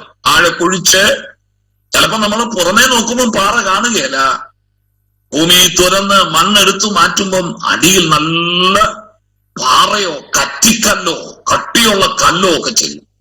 അവിടെ വരെ കുഴിയെടുക്കും. കുഴിയെടുത്തിട്ട് അവിടുന്നാണ് കല്ലിട്ട് കയറുന്നത്. അപ്പൊ അവിടുന്ന് കല്ലിട്ട് കയറി മറ്റവനോ മണലിന്റെ പുറത്തും കയറി പണിതു. രണ്ടു വീടും കണ്ട ഒരുപോലെ ഇരിക്കും. നല്ല രസം. എനിക്ക് തോന്നുന്നു കുറേം കൂടെ രസകരമായിട്ട് തോന്നുന്ന മണലെ പണിത വീടായിരിക്കും. കാരണം എന്നാണെന്നറിയാമോ? ഫൗണ്ടേഷൻ എടുക്കാനും ഫൗണ്ടേഷൻ കെട്ടാനും കാശ് മുടക്കണ്ടാത്തത് കൊണ്ട് ആ പൈസയ്ക്കൂടെ നല്ല ഇടുപ്പുകൾ പണിയാനും പെയിന്റ് അടിക്കാനും അവർക്ക് പറ്റും. മറ്റവനത് പറ്റുകയില്ല. കാരണം എന്നാ അറിയോ? അടിയിലോട്ട് കുഴിയെടുത്ത കാരണം എത്ര ലോഡ് കല്ല് അവിടെ കൊണ്ട് ഇറക്കണമെന്നറിയാവോ? അവസാനം വീട് കെട്ടിക്കഴിയുമ്പോഴത്തേക്ക് അവൻ പറയും ഇത്ര ലക്ഷം രൂപയാന്ന് പറയുമ്പോഴത്തേക്ക് നമ്മൾ ഇത്ര ലക്ഷോ ഇതിനോ? അവനറിഞ്ഞോ ഉള്ള കാശ് മുഴുവൻ മണ്ണിനകത്തിട്ട് മൂടിയെന്ന് അവനറിഞ്ഞോ? ഫൗണ്ടേഷൻ കല്ലിറക്കിയിട്ട് മൂടിയിട്ടിരിക്കുക. അതാര് കണ്ടു? ഈ ഫൗണ്ടേഷൻ ആര് കണ്ടു? വീട് കാണാൻ വരുന്നവൻ ഫൗണ്ടേഷൻ നോക്കുകയല്ല, അവന് മുകളിലോട്ടുള്ള കെട്ടുപണിയെ നോക്കൂ. അതുകൊണ്ട് ഇത്ര ലക്ഷം രൂപയായെന്ന് നമ്മൾ പറയുമ്പോ അവൻ പറയും ഇങ്ങനെ ഒരു വീട് പണിയാൻ ഇത്ര ആവശ്യമുണ്ടോ? ഞങ്ങളവിടെ ഒന്നും വേണ്ട. കുഞ്ഞെ, നിങ്ങളവിടെ വേണ്ടായിരിക്കും, പക്ഷെ ഇവിടെ വേണം. ആഴത്തിൽ കുഴിച്ചില്ല. ആ പൈസ ഇവന് ലാഭിക്കാമല്ലോ. മറ്റേ മണലെ പടുവവന് ഈ കാശ് ലാഭമാണല്ലോ. ഇത്ര ലോഡ് കല്ല്, എത്ര ലോഡാ? 25-30 ലോഡൊക്കെ കല്ലിറക്കിയിട്ടിരിക്കുക. അതിന്റെ പൈസ ലാഭമല്ലേ? അപ്പൊ അതുകൊണ്ട് എന്ത് ചെയ്യുന്നറിയാമോ? അവൻ കുറെ കൂടെ നല്ല പെയിന്റ് മേടിച്ച് വീട്ടിലടിച്ചു. ഇല്ലെ കുറെ കൂടെ മുഖപ്പുകളും ഇടുപ്പുകളും ഒക്കെ പണിത് വെച്ചു. രസകരമായി രണ്ട് വീടും പണിത് വെച്ചു. നമ്മൾ നോക്കിയപ്പോ ഏറ്റവും നല്ല രസമായ വീട് ഏതാണെന്നറിയാവോ? മണലെ പണിത വീടാ. മറ്റത് വലിയ അത് ചുമ്മാ കാശ് കളഞ്ഞെന്നേ ഉള്ളൂ, ഒരു രസവും ഇല്ല. ഇത്രയൊന്നും രസമില്ലെന്ന് നമ്മൾ പറഞ്ഞു. എപ്പം വരെയാ? അതാണ് കർത്താവ് പറഞ്ഞത്. എപ്പോ വരെയാ? വന്മഴ ചൊരിഞ്ഞു, കാറ്റടിച്ചു, തിരമാലകൾ ആർത്തലച്ചു, അതാ വീടിന്മേൽ അലച്ചു. എപ്പോ വരെ രണ്ടും ഒരുപോലെ നിന്നു? പ്രതിസന്ധികൾ, ഈ കാറ്റും തിരമാലയും കൊടുങ്കാറ്റും വെള്ളവും ഒക്കെ എന്തിനാ കാണിക്കുന്നത്? പ്രതികൂലത്തെയാ കാണിക്കുന്നത്. അതുകൊണ്ട് ദൈവസഭ പ്രതികൂലങ്ങളെ അതിജീവിക്കണം. നമുക്കറിയാം ദൈവസഭ എന്ന് പറഞ്ഞ തീക്കുരുത്തത. 1-ാം നൂറ്റാണ്ടിലെ സഭ അനുഭവിച്ച ഉപദ്രവം, അപ്പോസ്തല പ്രവൃത്തി പലതും നമ്മൾ കാണുന്നുണ്ട്. പിന്നെ നിങ്ങൾ സഭാചരിത്രം പഠിക്കണം. ആദ്യ നൂറ്റാണ്ടുകളിൽ ഏതാണ്ട് 3-ാം നൂറ്റാണ്ട് വരെ സഭ അനുഭവിച്ച പീഡനങ്ങൾ പേപ്പട്ടിയെ പോലെ അവരെ തല്ലുകയായിരുന്നു, കൊന്നൊടുക്കുകയായിരുന്നു. അത് പിന്നത്തേതിൽ വർദ്ധിച്ചു. എല്ലാ കാലഘട്ടത്തിലും സഭയ്ക്ക് ശക്തമായ പീഡകൾ ഏൽക്കേണ്ടി വന്നിട്ടുണ്ട്. ഇപ്പോഴും ഉണ്ട്. നമ്മുടെ കേരളത്തിൽ കുറവാന്നേ ഉള്ളൂ. വടക്കേ ഇന്ത്യയിലൊക്കെ ദൈവസഭ ശക്തമായ പീഡനങ്ങളിലൂടെ കടന്നുപോയിക്കൊണ്ടിരിക്കുക. പല രാജ്യങ്ങളിലും നിങ്ങൾ കേട്ടായിരിക്കും, നൈജീരിയയിലും മറ്റുമൊക്കെ കഴിഞ്ഞ ഇടയ്ക്ക് ആയിരക്കണക്കിന് ക്രിസ്ത്യാനികളെയാ കൊന്നൊടുക്കി കളഞ്ഞത് അവിടെയുള്ള വർഗീയവാദികൾ. സഭ അത് പത്രങ്ങളൊന്നും അധികം റിപ്പോർട്ട് ചെയ്തില്ല. ഹമാസിൽ 2-3 ഭീകരന്മാരെ കൊന്നത് ലോകം മുഴുവൻ കൊട്ടി ആഘോഷിച്ച് ഇതിലെല്ലാം എഴുന്നള്ളിച്ചുകൊണ്ട് നടന്നു. മറ്റേത് ക്രിസ്ത്യാനി ആയതുകൊണ്ട് ആരും അറിഞ്ഞില്ല. അതിന് പത്രക്കാർ വലിയ വാർത്തയും കൊടുത്തില്ല. നിങ്ങൾ അറിഞ്ഞോ സംഭവം? 1-2 അല്ലെന്ന് ലക്ഷക്കണക്കിന് ക്രിസ്ത്യാനികളെ നിരത്തി നിർത്തി വെടിവെച്ചു കൊന്നു അവിടുത്തെ ഭീകരവാദികൾ. സഭ പീഡനങ്ങളിലൂടെ കടന്നു പോകുന്നത്. അതുകൊണ്ട് ഈ ഭൂമിയിലായിരിക്കുമ്പോൾ സഭയ്ക്ക് ഒരു പ്രൊട്ടക്ഷൻ പീരിയഡ് എന്ന് പറഞ്ഞൊരു സമയം ഇല്ല. ഇനി എപ്പോഴെങ്കിലും എതിർപ്പുകൾ ഇല്ലാതായിട്ടുണ്ടെങ്കിൽ അന്നെല്ലാം സഭ ഉറങ്ങിയിട്ടുണ്ട്. അടി കിട്ടുമ്പോഴാണ് സത്യത്തിൽ സഭ ഉണരുന്നത്. നമ്മുടെ നാട്ടിലാണെങ്കിൽ സഭയ്ക്കെതിരെ ഒരു പീഡനം വന്നാൽ, എതിർപ്പ് വന്നാൽ നമ്മളെല്ലാം ഉണർന്ന് പ്രാർത്ഥിക്കാൻ തുടങ്ങും. സഭ വളരും. ആത്മാക്കൾ വർദ്ധിക്കും. ഇതൊന്നും ഇല്ലാതെ ഇരുന്നാൽ എന്ത് ചെയ്യും? ആടി തൂങ്ങിയിരുന്ന് ശ്ലോകം കഴിക്കുന്ന പോലെ ഒരു പാട്ടും പാടി ഏതാണ്ട് 2 പ്രസംഗവും പറഞ്ഞ് ഈ പ്രസംഗത്തിന്റെ വിഷയം എന്നായിരുന്നു? ദാനിയേൽ കണ്ട ബിംബത്തിന്റെ കണ്ണും മൂക്കും പറഞ്ഞു പോയി. ഇല്ലേ? നമുക്ക് എന്നാ പിടികിട്ടി? ഉപദേശം ഒന്നും കേട്ടുമില്ല. ഉറക്കം തൂങ്ങി. സഭയെന്ന് ഉറക്കം തൂങ്ങി നമ്മൾ എഴുന്നേറ്റ് പോകുന്നു. സഭ വളർന്നില്ല. അതേസമയം എപ്പോഴൊക്കെ സഭ പീഡനം നേരിട്ടോ അവിടെയൊക്കെ സഭ ആർത്തു വളർന്നിട്ടുണ്ട്. അതുകൊണ്ട് സഭ ഈ ഭൂമിയിൽ സുരക്ഷിതമായ ഒരു കാലഘട്ടത്തിലൂടെ കടന്നു പോകത്തക്ക നിലയിലല്ല ദൈവം വെച്ചിരിക്കുന്നത്. സഭയ്ക്ക് പീഡനമുണ്ട്. അപ്പൊ നോക്കണേ, വന്മഴ ചൊരിഞ്ഞു, നദികൾ പൊങ്ങി, കാറ്റടിച്ചു, അത് തിരമാലകൾ ആഞ്ഞടിച്ചു, അത് അവമേലടിച്ചു, ഈ വീടിന്റെ മേലടിച്ചു. പാറമേൽ അടിസ്ഥാനമിട്ടതായതുകൊണ്ട് അത് വീണുപോയില്ല. നോക്കി, കാറ്റടിച്ചു നോക്കി, കാറ്റ് നോക്കി ഇതിനെ തകർക്കാൻ, തിരമാല നോക്കി ഇതിനെ തകർക്കാൻ, വെള്ളം നോക്കി ഇതിനെ തകർക്കാൻ, അല്ലെ, പ്രളയം വന്ന് അതിനെ നശിപ്പിക്കാൻ. പക്ഷേ കെട്ടിടം എവിടുന്നാ പണിതത്? പാറമേൽ അടിസ്ഥാനമിട്ടതായതുകൊണ്ട് ചാരിച്ചില്ല, അനങ്ങിയില്ല. അതേസമയം ഇതേ കാറ്റും ഇതേ മഴയും ഇതേ വെള്ളവും മറ്റേ വീട്ടിലും അടിച്ചു. ഏത്? മണലിന്മേൽ പണിതത്. നിങ്ങൾ എന്താ വായിച്ചത്? അവിടെ കേട്ടത് എങ്ങനെയാ? വായിച്ചു കേട്ടത് എങ്ങനെയാ? അത് അതിന്മേൽ അടിച്ചു, അത് വീണുപോയി എന്ന് പറഞ്ഞേച്ച് കർത്താവ് ഒരു കാര്യം എടുത്തു പറഞ്ഞത് ഞാൻ രസിച്ചു പോയി. എനിക്ക് അതിന്റെ വീഴ്ച വലിയതായിരുന്നു. It was a great fall. അത് എടുത്താ പറഞ്ഞത് കേട്ടോ. ഈ അടിസ്ഥാനമില്ലാത്തതൊക്കെ വീണുപോകും. പ്രതിസന്ധികൾ വരുമ്പോ നിൽക്കുകയില്ല. പ്രതികൂലങ്ങളുടെ കാറ്റടിക്കുമ്പോ നിൽക്കുകയില്ല. മറിഞ്ഞു പോകും.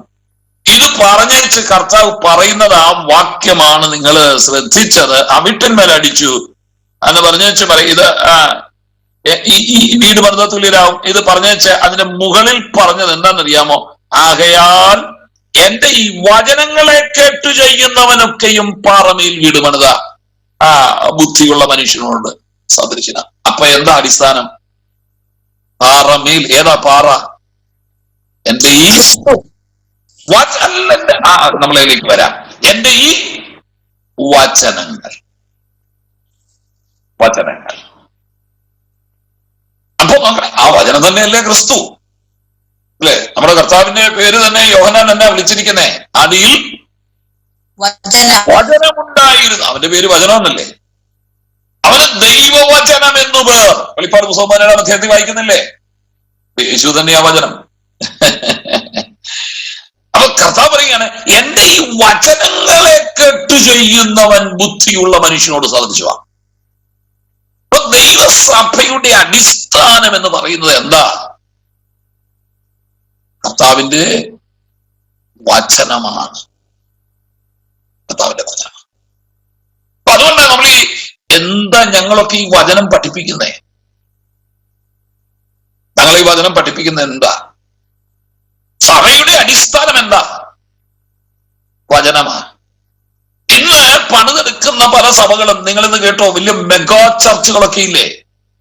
ഈ ഇടയ്ക്ക് ഉണ്ടായിക്കൊണ്ടിരിക്കുന്ന വലിയ ഉണർവാണെന്നൊക്കെ പറഞ്ഞ് കാട്ടിക്കൂട്ടുന്ന ചില കാര്യങ്ങളില്ലേ? ഇല്ലേ? ഒരു ഉപദേശി ഓരോരുത്തരെ കൊണ്ട് സ്റ്റേജിൽ ഒരു കസേര ഇട്ടേച്ച് അതിൽ കൊണ്ട് ഇരുത്തുക. ആ കസേരയിൽ നിന്ന് വന്നിരിക്കുന്നവൻ തെറിച്ചു പോവുക. നിങ്ങൾ കണ്ടോ? കിട്ടിയോ? അവിടെ കണ്ടോ? Liquid fire. ഉണർവ, ഭയങ്കര ഉണർവ. നിങ്ങൾ കേട്ടില്ലേ? വലിയ അത്ഭുതങ്ങളും അടയാളങ്ങളും എല്ലാം നടക്കുക. ആൾക്കൂട്ടം അവിടെ ഓടിക്കൂടുക. ഞാനൊരു കാര്യം പറയാം, ഇവിടെയൊക്കെ ഭയങ്കര ആൾക്കൂട്ടമുണ്ട്, വലിയ അത്ഭുതവും നടക്കുന്നുണ്ട്, വലിയ അടയാളങ്ങളും നടക്കുന്നുണ്ട്, വീര്യപ്രവൃത്തികളും നടക്കുന്നുണ്ട്. പക്ഷേ ഒരു പ്രതികൂലം വരട്ടെ, എല്ലാം തകർന്നു പോകും. എനിക്കറിയാം, ദൈവവചനത്തിൽ അടിസ്ഥാനപ്പെട്ട സഭ ഒരു പ്രതിസന്ധികളെയും ഒരു പ്രതിസന്ധികളും വീഴ്ത്താൻ പറ്റില്ല. ഒരു പ്രതിസന്ധികൾക്കും തകർക്കാൻ പറ്റില്ല. ഇക്കാര്യം പറയുന്നതിന് മുൻപേ കള്ളപ്രവാചകന്മാരെ കുറിച്ച് പറഞ്ഞേച്ചാ ഈ പറഞ്ഞത് അല്ലേ? നിങ്ങൾ 7-ാം അധ്യായം തന്നെ ഒന്ന് വെച്ചേ, 7:21 തൊട്ടൊന്ന് വായിച്ചേ. അതിന്റെ ബാക്കിയാണ് നമ്മൾ വായിച്ചത് അല്ലേ? നമ്മളിപ്പം വായിച്ചത് 24 തുടങ്ങിയ. ഈ 21 തൊട്ട് വായിച്ചത് കർത്താവ് എപ്പോഴാ പറഞ്ഞേ?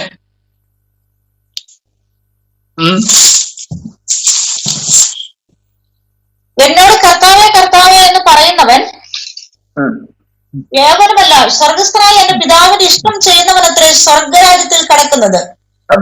കർത്താവേ കർത്താവ് എന്നാ പറഞ്ഞാലും കർത്താവ് കർത്താവ് കർത്താവ് എന്ന് പറയുന്ന ആളുകളുണ്ട്. എല്ലാം കർത്താവിന്റെ നാമത്തിലാ, യേശുവിന്റെ പേര് ചൊല്ലിയ ഇവര് പലരും പലതും പറയുന്നത്. എന്നോട് കർത്താവേ കർത്താവേ എന്ന് പറയുന്നവൻ ആരുമല്ല, എവരുമല്ല, സ്വർഗസ്ഥനായ എന്റെ പിതാവിന് ഇഷ്ടം ചെയ്യുന്നവനത്തെ സ്വർഗരാജ്യത്തിൽ കിടക്കുന്നത്. അടുത്തത്, കർത്താവേ കർത്താവേ നിന്റെ നാമത്തിൽ ഞങ്ങൾ പ്രവചിക്കുകയും നിന്റെ നാമത്തിൽ ഭൂതങ്ങളെ പുറത്താക്കുകയും നിന്റെ നാമത്തിൽ വളരെ വീരപ്രവൃത്തികൾ പ്രവർത്തിക്കുകയും ചെയ്തില്ലയോ എന്ന് പലരും ആ നാളിൽ എന്നോട് പറയും. ആ നാളിൽ എന്ന് പറഞ്ഞാൽ കാര്യം തീർക്കുന്ന നാളിൽ, ന്യായവിധി നാളിൽ അന്ന് പലരും എന്നോട് വന്ന് പറയും, നിന്റെ നാമത്തിൽ ഞങ്ങൾ പ്രവചിച്ചു, നിന്റെ നാമത്തിൽ ഭൂതങ്ങളെ പുറത്താക്കി, നിന്റെ നാമത്തിൽ വീര്യപ്രവൃത്തി ചെയ്തോ? നിന്റെ നാമത്തിൽ പ്രവചിച്ചോ? അവര് കർത്താവിനോട് വന്ന് പറഞ്ഞതാ, നിന്റെ നാമത്തിൽ ഞങ്ങൾ പ്രവചിച്ചു. അത് പ്രവചിച്ചില്ലേ? ഇതിന് മറുപടി പറ. യേശുവിന്റെ നാമം ചൊല്ലി പ്രവചിച്ചോ? അവർ ചൊല്ലി പ്രവചിച്ചെന്നാ പറഞ്ഞത്. നിന്റെ നാമത്തിൽ. ഇത് ആരോടാ പറയുന്നേ? സാക്ഷാൽ സത്യമായവന്റെ അടുക്കലാ വന്ന് പറഞ്ഞത് കേട്ടോ. പിശാച് പോഷ്കിന്റെ അപ്പനും ഒക്കെയാ. അവൻ നുണയനാ, ലയറാ. പക്ഷേ അവൻ നമ്മുടെ അടുക്ക വന്നേ നുണ പറയൂ. ദൈവം തമ്പുരാന്റെ മുമ്പിൽ ചെന്ന് നുണ പറയാൻ പറ്റുകയില്ല, അവന് നിൽക്കാൻ പറ്റുകയില്ല. ദൈവത്തിന്റെ മുമ്പിൽ ചെന്ന് യോബിനെ കുറിച്ചും മഹാപുരോഹിതനായ യോശുവയെ കുറിച്ചും ഒക്കെ പറയാൻ ചെന്നില്ലേ? യോബിന്റെ മുമ്പിൽ ചെന്ന് പറഞ്ഞ അവന്റെ ചുറ്റും നീ വേലി കേട്ടിട്ട് നുണയാണോ പറഞ്ഞേ? പറ്റുകയില്ല. യോശുവയെ കുറിച്ച് ദൈവത്തിന് മുമ്പിൽ ചെന്ന് പറഞ്ഞില്ലേ? പരാതി പറഞ്ഞില്ലേ? അവന്റെ വസ്ത്രം മുഷിഞ്ഞിരിക്കുന്നു എന്ന് പറഞ്ഞില്ലേ? സക്കറിയ പ്രവചനത്തിൽ കർത്താവ് പറഞ്ഞാലോ നുണ പറയല്ലെന്ന് പറഞ്ഞോ? ചുമ്മാ മണ്ടത്തരം പറയരുത്, നുണ പറയരുതെന്നാണ് പറഞ്ഞേ. കർത്താവ് സമ്മതിച്ചു, കാരണം പറഞ്ഞത് സത്യമാണ്. കർത്താവ് എന്നാ പറഞ്ഞേ? ശരി, അവന്റെ ആ വസ്ത്രം ഒന്ന് മാറ്റിയത്, എന്നിട്ട് ഉത്സവ വസ്ത്രം കൊടുത്തേക്കാൻ പറഞ്ഞു. അപ്പൊ പിശാച് നമ്മുടെ അടുത്തേ വന്ന് നുണ പറയൂ, കർത്താവിന്റെ അടുക്ക ചെന്ന് നുണയൊന്നും പറയുകയില്ല, പറയാൻ പറ്റുകയില്ല, രക്ഷപ്പെടുകയില്ല. നോക്കണേ, യേശുവിന്റെ അടുക്ക ചെന്ന് ചിലര് പറയുകയാണേ, നിന്റെ നാമത്തിൽ ഞങ്ങൾ പ്രവചിച്ചു. ശ്രദ്ധിച്ചു കേട്ടോണേ, അവര് പ്രവചിച്ചെങ്ങനെയാണെന്നറിയോ? യേശുവിന്റെ നാമത്തിൽ എന്നും പറഞ്ഞാ പ്രവചിച്ചേ. നിന്റെ നാമത്തിൽ ഭൂതങ്ങളെ പുറത്താക്കി. നോക്കണേ, യേശുവിന്റെ നാമത്തിൽ വിട്ടുപോകും എന്നാ പറഞ്ഞപ്പോ പോയോ? നിന്റെ നാമത്തിൽ ഞങ്ങൾ ഭൂതങ്ങളെ പുറത്താക്കി എന്നാ പറഞ്ഞ. പുറത്താക്കി. അപ്പൊ ഭൂതങ്ങളെ പുറത്താക്കണമെങ്കിൽ കൃപയുള്ള ഉപദേശി വേണമെന്നില്ല, വിശുദ്ധിയിൽ ജീവിക്കുന്ന ഉപദേശി വേണമെന്നില്ല. മനസ്സിലായോ? യേശുവിന്റെ നാമം ചൊല്ലി ഇത്തരക്കാര് ചിലര് ഭൂതങ്ങളെയും പുറത്താക്കും.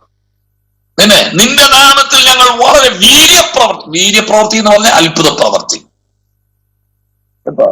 അത്ഭുത പ്രവൃത്തി ചെയ്യാനും കഴിയും. യേശുവിന്റെ നാമം ചൊല്ലിയാണ് അവർ അത്ഭുതം ചെയ്തത്. അപ്പോ അത്ഭുതം ചെയ്യാം, യേശുവിന്റെ നാമം പറഞ്ഞ് അത്ഭുതം ചെയ്യാം. കണ്ണ് വലിച്ചു തുറക്കാം, കുറിപ്പോയ കാല് വലിച്ചു നീട്ടാം, കഴുത്തേന്ന് മുഴ മാറ്റിക്കളയാം, വയറിനകത്ത് നിന്ന് ട്യൂമർ എടുത്തു കളയാം. അവർക്ക് പറ്റും ഇതൊക്കെ. നിന്റെ നാമത്തിൽ ഞങ്ങൾ വീര്യപ്രവൃത്തികൾ ചെയ്തില്ലയോ യേശുവിന്റെ നാമത്തിൽ വിട്ടുപോട്ടെ എന്ന് പറഞ്ഞപ്പോഴത്തേക്ക് മുഴയൊക്കെ അങ്ങ് പോവുകയായിരുന്നു. അബദ്ധം കാണിക്കരുത് കേട്ടോ. അത്ഭുതങ്ങളെല്ലാം നടക്കുന്നിടത്ത് കർത്താവിന്റെ ആത്മാവാണ് പ്രവർത്തിച്ചെന്ന് കയറി വിശ്വസിച്ച് കളയരുത്. ചിലക്കാരാ കുഴപ്പം. ചിലര് ഞങ്ങളോടൊക്കെ ചോദിക്കുന്നത്, ഞാൻ ഇതിനൊക്കെ എതിരെ നിൽക്കുന്ന നിങ്ങൾക്കറിയായിരിക്കും, ഞാൻ ചില പുസ്തകങ്ങളൊക്കെ ഇവർക്കെതിരെ ദുരുപദേശക്കാർക്കൊക്കെ എഴുതുകയും അതിന് ക്ലാസ് എടുക്കുകയും ഓടി നടന്ന് ഇന്ത്യ മുഴുവൻ ക്ലാസ് എടുക്കുകയായിരുന്നു, പലയിടത്തും പോയി ക്ലാസ് എടുക്കുകയായിരുന്നു. അപ്പം എന്നോട് പലരും ചോദിക്കുന്നത്, എന്ത് സാറേ ഇതെല്ലാം ദൈവവചന പ്രകാരം അല്ലെന്ന് പറഞ്ഞ പിന്നെ ഇവരുടെ ഇടയിൽ നടക്കുന്ന ഈ അത്ഭുതം, അവരുടെ ഇടയിൽ ഭയങ്കര അത്ഭുതം നടക്കും, നമ്മുടെ ഇടയിലോട്ട് നടക്കുന്നുമില്ല. ചപ്പോ കണ്ണ് തുറക്കട്ടെ എന്ന് പറഞ്ഞിട്ട് നമ്മുടെ ഇടയിൽ കണ്ണ് തുറക്കുന്നില്ല. അതേസമയം അവൻ കണ്ണ് വലിച്ചു തുറന്നാണ് പറയുന്നത്. നമ്മൾ അതിനെക്കുറിച്ച് കൂടുതൽ അന്വേഷിക്കണ്ട, പിന്നെ അത് പൊട്ടുകയും ചെയ്തു, ഇതിനേക്കാൾ അപ്പുറം പോവുകയും ചെയ്തു, അത് വേറെ കാര്യം. തെളിവൊന്നുമില്ല പറഞ്ഞ അവരങ്ങ് പരത്തുകയാണ്, ഭയങ്കര അത്ഭുതം നടന്നു അല്ലേ. പ്രാർത്ഥിച്ചപ്പോഴത്തേക്ക് കോടികൾ കഴിഞ്ഞ ദിവസം ഇത് വന്നെന്നൊക്കെ അല്ലേ പറയുന്നേ. ഒറ്റ പ്രാർത്ഥനയിൽ അക്കൗണ്ടിൽ കോടികൾ വന്ന് നിറഞ്ഞെന്നാ പറയും. ഇതെല്ലാം കാര്യമാണെന്നറിയാമോ നടക്കുന്നത്? എന്ത് അത്ഭുതങ്ങളാ നടക്കുന്നറിയാമോ? അവര് വന്ന് പറയുകയാണ്, നിന്റെ നാമത്തിൽ ഞങ്ങൾ പ്രവചിച്ചു, നിന്റെ നാമത്തിൽ വീര്യപ്രവൃത്തികൾ ചെയ്തു, നിന്റെ നാമത്തിൽ ഞങ്ങൾ ഭൂതങ്ങളെ പുറത്താക്കി എന്നന്നാളിൽ എന്നോട് പറയും. അന്ന് ഞാൻ അവരോട് 23 വായിച്ചേ. അന്ന് ഞാൻ അവരോട്, ഞാൻ വെറുതെ അറിഞ്ഞിട്ടില്ല, അധർമ്മം പ്രവർത്തിക്കുന്നവരെ എന്നെ വിട്ട് പോകുവൻ എന്ന് തീർത്തു പറയും. രണ്ട് കാര്യം ശ്രദ്ധിക്കണേ, വായിച്ച് ചുമ്മാ അങ്ങ് വിടരുതേ, വായിക്കുന്ന ശ്രദ്ധിച്ചോടെ വായിക്കണേ. എന്നിട്ട് പറയുകയാണേ, കർത്താവ് അന്ന് ഞാൻ അവരോട് എന്നാ പറയുന്നറിയോ, ഞാൻ ഒരു നാളും നിങ്ങളെ അറിഞ്ഞിട്ടില്ല. ഇതേ ശ്രദ്ധിച്ചേ, ഞാൻ നിങ്ങളെ അറിയുന്നില്ലെന്നല്ല പറഞ്ഞത്, ഞാൻ നിങ്ങളെ അറിയില്ലെന്നും അല്ല പറഞ്ഞത്, ഭൂതകാലത്തിലാ പറഞ്ഞത്. ഞാൻ നിങ്ങളെ അറിഞ്ഞിട്ടില്ല എന്ന് പറഞ്ഞാൽ എനിക്ക് അർത്ഥം എന്താണെന്നറിയാമോ? നിങ്ങൾ എന്റെ നാമം ചൊല്ലി ഭൂതങ്ങളെ പുറത്താക്കിയപ്പോ, യേശുവിന്റെ നാമം ചൊല്ലി പ്രവചിച്ചപ്പോ, നിങ്ങൾ യേശുവിന്റെ നാമത്തിൽ വീര്യപ്രവൃത്തി ചെയ്തപ്പോഴും ഞാൻ നിങ്ങളെ അറിഞ്ഞിട്ടേ ഇല്ല. അല്ലാതെ ഇപ്പൊ അറിയാലെന്നല്ല, നിങ്ങളിത് പറഞ്ഞുകൊണ്ട് നടന്നപ്പോഴും ഞാൻ നിങ്ങളെ അറിയില്ല, എനിക്ക് നിങ്ങളെ കുറിച്ച് ഒരറിവും ഇല്ല, ഞാൻ നിങ്ങളെ അറിഞ്ഞിട്ടില്ല. ഭൂതകാലത്തിലാ. ശ്രദ്ധിക്കണം, അതൊക്കെ വളരെ ആഴമുള്ള കാര്യങ്ങളാണ് കർത്താവ് ഈ പറയുന്നേ. എന്റെ മുന്നിൽ ഞാൻ ഈ അത്ഭുതം ചെയ്തപ്പോഴും, എന്റെ നാമം ചൊല്ലി ഈ ഭൂതത്തെ പുറത്താക്കിയപ്പോഴും ഞാൻ ഇതൊന്നും അറിഞ്ഞിട്ടില്ല. അപ്പോ കാര്യം ഓർത്തോണം കേട്ടോ, ഭൂതം ഇറക്കാൻ ദൈവാത്മാവ് വേണമെന്നില്ല, വീര്യപ്രവൃത്തി ചെയ്യാൻ ദൈവാത്മാവ് വേണമെന്നില്ല, പ്രവചിക്കാൻ ദൈവാത്മാവ് വേണമെന്നില്ല. അതുകൊണ്ട് എല്ലാ പ്രവചനത്തിന്റെയും പുറകെ പോകരുത്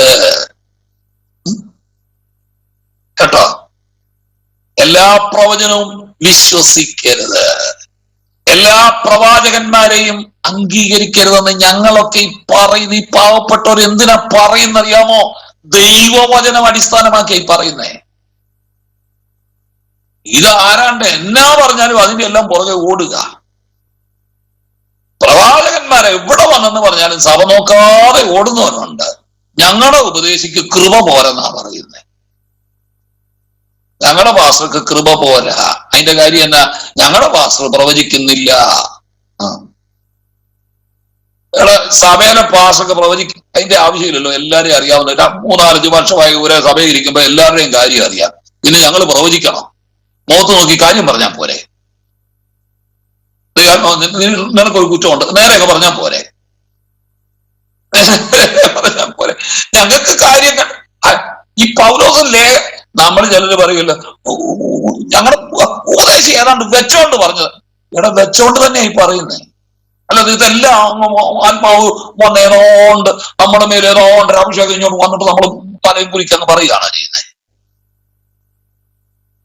ആണോ? ഈ കൊരിന്ത് സമയമൊക്കെ നോക്ക്, പൗലോസ് പറയുന്നത് നിങ്ങളുടെ ഇടയിൽ എന്തുണ്ട്? നിങ്ങളുടെ ഇടയിൽ ഒരുത്തൻ അപ്പന്റെ ഭാര്യ വെച്ചോണ്ടിരിപ്പുണ്ടെന്ന് ഞാൻ കേട്ടെന്ന്. ഞാൻ അറിഞ്ഞിട്ടല്ലേ ഈ പറയുന്നേ? അത് തെറ്റാന്നാ പറഞ്ഞത്, അത് പാപമാന്നാ പറഞ്ഞത്. നിങ്ങളുടെ ഭിന്നതയുണ്ടെന്ന് ഞാൻ കേൾക്കുന്നു. കേട്ടാ പറഞ്ഞത്, അല്ലാതെ ഇതെല്ലാം ആത്മാവിൽ ദൈവത്തിന്റെ ആത്മാവ് പറയുന്നു വൈബ്രേഷൻ ഇട്ട് പറയേണ്ട കാര്യമുണ്ടോ? ഉണ്ടോ? ഞങ്ങൾ ദൈവമാര് ചില കാര്യം അറിഞ്ഞിട്ട് തന്നെ ഈ പറയുന്നത്. അത് പറയാൻ ഞങ്ങൾക്ക് അധികാരം ഉള്ളതുകൊണ്ടാണ് ഈ പറയുന്നത്. ജനം പാപത്തിലേക്ക് വഴുതി വീണ് അവരുടെ നിത്യത പോകരുതെന്നും കണ്ട ഈ പറയുന്നത്. അല്ല നിന്നോട് വിരോധം ഉണ്ടായിട്ടല്ല. അത് നിന്നോട് കുറെ സ്നേഹം കൂടിയാ നീ എന്നാ ചെയ്യുന്നേ? ആകെപ്പാടെ എന്റെ പൊന്നെ നീ സ്വോത്രകാഴ്ചയിടുന്ന ഒയ്യോ അങ്ങ് സഭയുടെ പുറകീന്ന് ഇങ്ങോട്ട് എഴുന്നേറ്റ് വരുമ്പോ പോക്കറ്റീന്ന് അല്ലെ പേഴ്സിന്ന് 5 രൂപയുടെ ഒരു തുട്ടിങ്ങോട്ട് എടുത്ത് തിരുമി കൊണ്ട് സ്വോത്രകാഴ്ച പാത്രത്തിൽ ഇട്ട് കഴിയുമ്പോൾ ഞങ്ങളിത് പെറുക്കി നോക്കുമ്പോ ഉണ്ടല്ലോ ഇതിന്റെ അച്ചും പുള്ളിയെല്ലാം തേഞ്ഞിരിക്കുക. എന്നാന്നറിയാം, പുറകീന്ന് തിരുമിക്കൊണ്ടാ വന്നേ. എത്രയാ ഇട്ടത്? കനത്തിൽ 5 രൂപ. 5 രൂപ. അതിലെ കനം കേട്ടോണ്ട് രൂപ. പണ്ട് ഞാനൊരു ഒരു കൺവെൻഷൻ പ്രസംഗിച്ച് ഇറങ്ങിയപ്പോഴേ എന്റെ കൂടെ പഠിച്ചൊരു പയ്യൻ അവൻ ഓടി വന്നിട്ട് അവനെ പറഞ്ഞു, ജോയ്സി നീ എന്ന് പറഞ്ഞോണ്ട് ഞാൻ ഓടി വന്നതാ, കേൾക്കാൻ വന്നതാ കേട്ടോ. ഞാൻ പറഞ്ഞെന്നെ കേറിക്കോ, എന്റെ കൂടെ കയറിക്കൊള്ളാൻ പറഞ്ഞു. ഞാൻ അവനെ വണ്ടിയൊക്കെ കയറ്റി. എവിടെ ഇറങ്ങണ്ടേ? അതിനടുത്ത് എവിടെ ഇറങ്ങിയാ മതി. അപ്പം ഞാൻ അവനെ ഞാൻ പറഞ്ഞില്ല, തന്നെ വീട്ടിൽ കൊണ്ടിറക്കിയിട്ടേ പോകുന്നുള്ളൂ. അയ്യോ നിനക്ക് ക്ഷീണമല്ലേ, പ്രസംഗമൊക്കെ കഴിഞ്ഞതല്ലേ, എന്നെ പുനഃദിവാസന അങ്ങ് പൊക്കളാൻ പറഞ്ഞു. ഞാൻ പറഞ്ഞടാ നിന്നെ ഞാൻ വീട്ടിൽ കൊണ്ട് വിട്ടിട്ട് എനിക്ക് എന്നാ നഷ്ടം വരുന്ന എന്റെ കർത്താവ് തന്നോളൂ. നമ്മൾ ഒരുമിച്ച് പഠിച്ചേച്ച് പിന്നെ നിന്നെ കളഞ്ഞേച്ച് ഞാൻ പോവോ? വീട്ടിൽ കൊണ്ട് ഞാൻ വിട്ടു. അപ്പൊ ഞങ്ങൾ ഇങ്ങനെ പൊക്കോണ്ടിരുന്നപ്പോ അവൻ എന്നോട് പറഞ്ഞു, എന്റെ ഒരു അബദ്ധം പറ്റിയെന്ന് പറഞ്ഞു. ഞാൻ ചോദിച്ച എന്നതാ? എന്റെ പൊന്നെ ഒരു അബദ്ധം പറ്റിയേ, 1 രൂപയാണെന്ന് കണ്ട് ഞാൻ 2 രൂപ എടുത്ത് സ്വോത്രകാഴ്ച ഇട്ട് പോയത്. ഈ രണ്ടും ഒരുപോലെ കിടക്കുന്നത്. 1 രൂപ 2 രൂപ ഏതാണ്ട് ഒരുപോലല്ലേ. ഈ പുള്ളി 1 രൂപ സ്വോത്രകാഴ്ച ഇടാനാ ഇരുന്നത്. പക്ഷേ പെട്ടെന്ന് പോക്കറ്റിൽ നിന്ന് എടുത്തപ്പോ അതെന്ത് ചെയ്ത് 2 രൂപയായി. അങ്ങനെ ആർക്കെങ്കിലും അബദ്ധം പറ്റിയത് ഇതിനകത്ത് ഇരിപ്പുണ്ടോ? ഇതിനകത്ത് ഇരിപ്പുണ്ടോ വലിയൊരു അബദ്ധം പറ്റിയത്? മാറിപ്പോയിട്ട് അങ്ങനെ സ്വോത്രകാഴ്ച ഭയങ്കര അബദ്ധം എനിക്ക് പറ്റിയെന്ന് അവൻ പറയുന്നത്. പുള്ളി പറയുന്നത് 1 രൂപ എന്നിട്ട് 2 രൂപ എടുത്തു. തിരുമ്മി കൊണ്ടുവന്നിട്ട് ഞങ്ങളുടെ ഈ സ്തോത്രകാഴ്ച പാത്രം എന്ന് കാശ് എണ്ണുമ്പോഴാണ് ഞങ്ങൾക്ക് മനസ്സിലാകുന്നത് മിക്കവാറും കാശുകളൊന്നും അച്ചും പുള്ളിയും കാണുകയില്ല. അതെല്ലാം തേഞ്ഞു പോയി. എന്നാന്നറിയാം, ഇത് തിരുമുക. സ്തോത്രകാഴ്ച ഇടാൻ വരുമ്പോഴത്തേക്ക് തിരുമുന്നതാ. ഞങ്ങൾ അറിഞ്ഞാച്ചാ പറയുന്നത്. ഈ നിന്നാലും വലിയ ഗുണമൊന്നുമില്ല, തന്നാൽ എന്നാ തരാനാ? നിന്റെ ഈ 5 രൂപ കൊണ്ടാണോ കർത്താവ് ഞങ്ങളെ നടത്തുന്നേ? ഞങ്ങൾ ഉപദേശം ശരിക്കും പറഞ്ഞ് പ്രസംഗിച്ച് നടന്നാൽ ഞങ്ങൾക്കുള്ള ആവശ്യമുള്ളത് ദൈവം തരും. അത് നീ തരണമെന്നില്ല, ആരെ കൊണ്ടേലും ഞങ്ങൾക്ക് തരും. ആരെ കൊണ്ടേലും ഞങ്ങൾക്ക് ദൈവം തരും. ഞങ്ങളുടെ കാര്യം ദൈവം ശുഭകരമായിട്ട്. പിന്നെ പട്ടിണി ഇരിക്കാൻ ഇറങ്ങി തിരിച്ചോടാ ഞങ്ങളൊക്കെ എന്ന്. പട്ടിണിയാണെ പട്ടിണി പിടിക്കാൻ തയ്യാറായ ഞങ്ങൾ സുവിശേഷ വേലയ്ക്ക് ഇറങ്ങിയത്. അല്ലാതെ ഇതിനകത്ത് വന്നാൽ 5 കോഴ്സ് ഡിന്നർ കിട്ടുമെന്നും കണ്ട് വന്നതൊന്നും അല്ല ഞങ്ങളൊന്നും. ദാരിദ്ര്യവും പട്ടിണിയും ഒക്കെ സഹിച്ചും അനുഭവിച്ചും പോണം. ഞാനാണ് ഒരു ഉപദേശിയുടെ മകനാ. നല്ല സുന്ദരമായിട്ട് പട്ടിണി കിടന്നാ പോകുന്നത്. അതൊന്നും ഒരു വലിയ വിഷയമല്ല. ആരെയും സുഖിപ്പിക്കാൻ ദൈവവചനം പറയുന്നവരല്ല കേട്ടോ. അപ്പൊ ചിലത് ഞങ്ങൾ അറിഞ്ഞേച്ചാ പറയും, അറിഞ്ഞേച്ച് തന്നെയാ പറയുന്നത്. പൗലോസ് അങ്ങനെ ഓരോ സഭയോടും പറയുന്നത് അവരുടെ സഭയിലുണ്ടായ പ്രശ്നം പരിഹരിക്കാനാ ഓരോ ലേഖനം എഴുതിയത്. അന്നേരം പറയുന്നത് ഉപദേശി അറിഞ്ഞേച്ച ഇന്നത്തെ ആരാധന എനിക്കിട്ട് വെച്ച് വീക്കിയെന്ന് കേട്ടോ. ഞങ്ങൾ അറിഞ്ഞാ പറയുന്നത്. കാരണം ഇത് പറയാനാ ഞങ്ങളെ ഏൽപ്പിച്ചത്. അതുകൊണ്ട് ഈ ഞങ്ങളൊക്കെ പറയുന്നത് ചിലപ്പം ഇങ്ങനെയൊക്കെ ആയിപ്പോവും. അല്ലാതെ സുഖിപ്പിക്കുന്ന നിനക്ക് 2 നില വീട് കിട്ടും, 1.5 കോടിയുടെ വണ്ടി കിട്ടും, വിദേശത്തേക്ക് വിസ കിട്ടും. ഞാൻ പ്രാർത്ഥിച്ചുകൊണ്ടിരുന്നപ്പോൾ മൂളിപ്പതിന്റെ തലയ്ക്ക് ചുറ്റും പറക്കുന്ന ഒരു വിമാനത്തിന്റെ ചിറക് ഞാൻ കണ്ടു. ഇതൊന്നും പറയാൻ ഞങ്ങക്ക് നേരമില്ലപ്പാ. നീ പോവോ, ആരുടെ പോവോ, വരുവോ, നിന്റെ പിള്ളേര് പോവോ, അവിടെ ചെന്ന് താമസിക്കുകയോ? ഇതൊന്നും പറയാൻ ഇതിനാണോ ഞങ്ങളെ വിളിച്ചത്? നിന്റെ നിത്യതയെ കുറിച്ച് പറയാനുള്ളതാണ് ഞങ്ങളെ ഏൽപ്പിച്ചിരിക്കുന്നത്. ഇതൊന്നും ഞങ്ങൾക്ക് നേരമില്ല. അപ്പൊ കേൾക്കണേ, മനുഷ്യനെ സുഖിപ്പിക്കുന്ന പ്രവചനങ്ങൾ പറയുക, മനുഷ്യനെ സുഖിപ്പിക്കുന്ന ശുശ്രൂഷകൾ ചെയ്യുക. അവരെല്ലാം കൂടെ അവസാനം വന്ന് പറയും, എന്താ കർത്താവേ നിന്റെ നാമത്തിൽ ഞങ്ങളത് ചെയ്തു. യേശുവിന്റെ നാമം അവിടെയും പറഞ്ഞ്, യേശുവിന്റെ നാമത്തിൽ എന്ന് പറഞ്ഞപ്പോഴാ ഭൂതം വിട്ടുപോയത്. യേശുവിന്റെ നാമത്തിൽ എന്ന് പറഞ്ഞ വീര്യപ്രവൃത്തി ചെയ്ത് മുഴ മാറ്റിയത്, അല്ലെ, ട്യൂമർ മാറ്റിയത്, തലവേദന മാറ്റിയത്, ഇതല്ല യേശുവിന്റെ നാമം ചൊല്ലിയ. പക്ഷേ കർത്താവ് എന്നാ പറഞ്ഞു? ഞാൻ ഒരു നാളും നിങ്ങളെ അറിഞ്ഞിട്ടില്ല, അധർമ്മം പ്രവർത്തിക്കുന്നവരെ. അപ്പൊ നീ ചെയ്തതെല്ലാം എന്താ? അധർമ്മം, പാപം. പാപം മനസ്സിലായോ? നമ്മൾ നോക്കിയപ്പോ ഇതെങ്ങനെയാ പാപമാകുന്നേ? രോഗികൾക്ക് സൗഖ്യം കൊടുത്ത പാപമാണോ? ആണോ?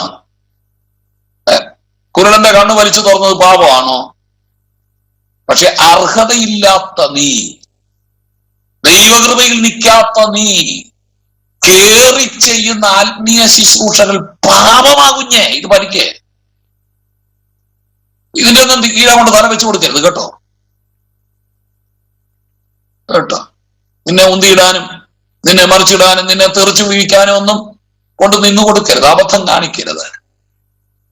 എന്ന് അധർമ്മം പ്രവർത്തിക്കുന്നവരെ എന്നെ വിട്ടുപോകുവിൻ എന്ന് തീർത്തു പറയും. അതും ശ്രദ്ധിച്ചോണേ, കർത്താവ് പറയുകയാണ് ഞാൻ തീർത്തങ്ങ് പറയുമെന്ന്.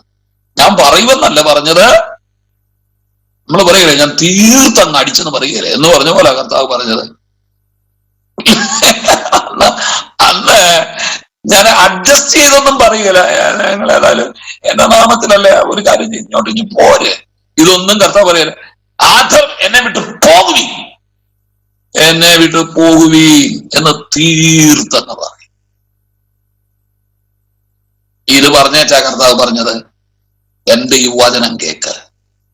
അപ്പം അത്ഭുതമോ പ്രവചനമോ വീര്യപ്രവൃത്തികളോ അല്ല വലുത്, കർത്താവിന്റെ വചനമാ വലുത്. ഫസ്റ്റ് പ്രിഫറൻസ് നിങ്ങൾ ജീവിതത്തിൽ കൊടുക്കേണ്ടത് ദൈവവചനത്തിനാണ്. അത് പറയുകയില്ല, അത് പ്രസംഗിക്കുകയില്ല. വന്നാലും 100,000 കഥകളും ഉപകഥകളും പറയും.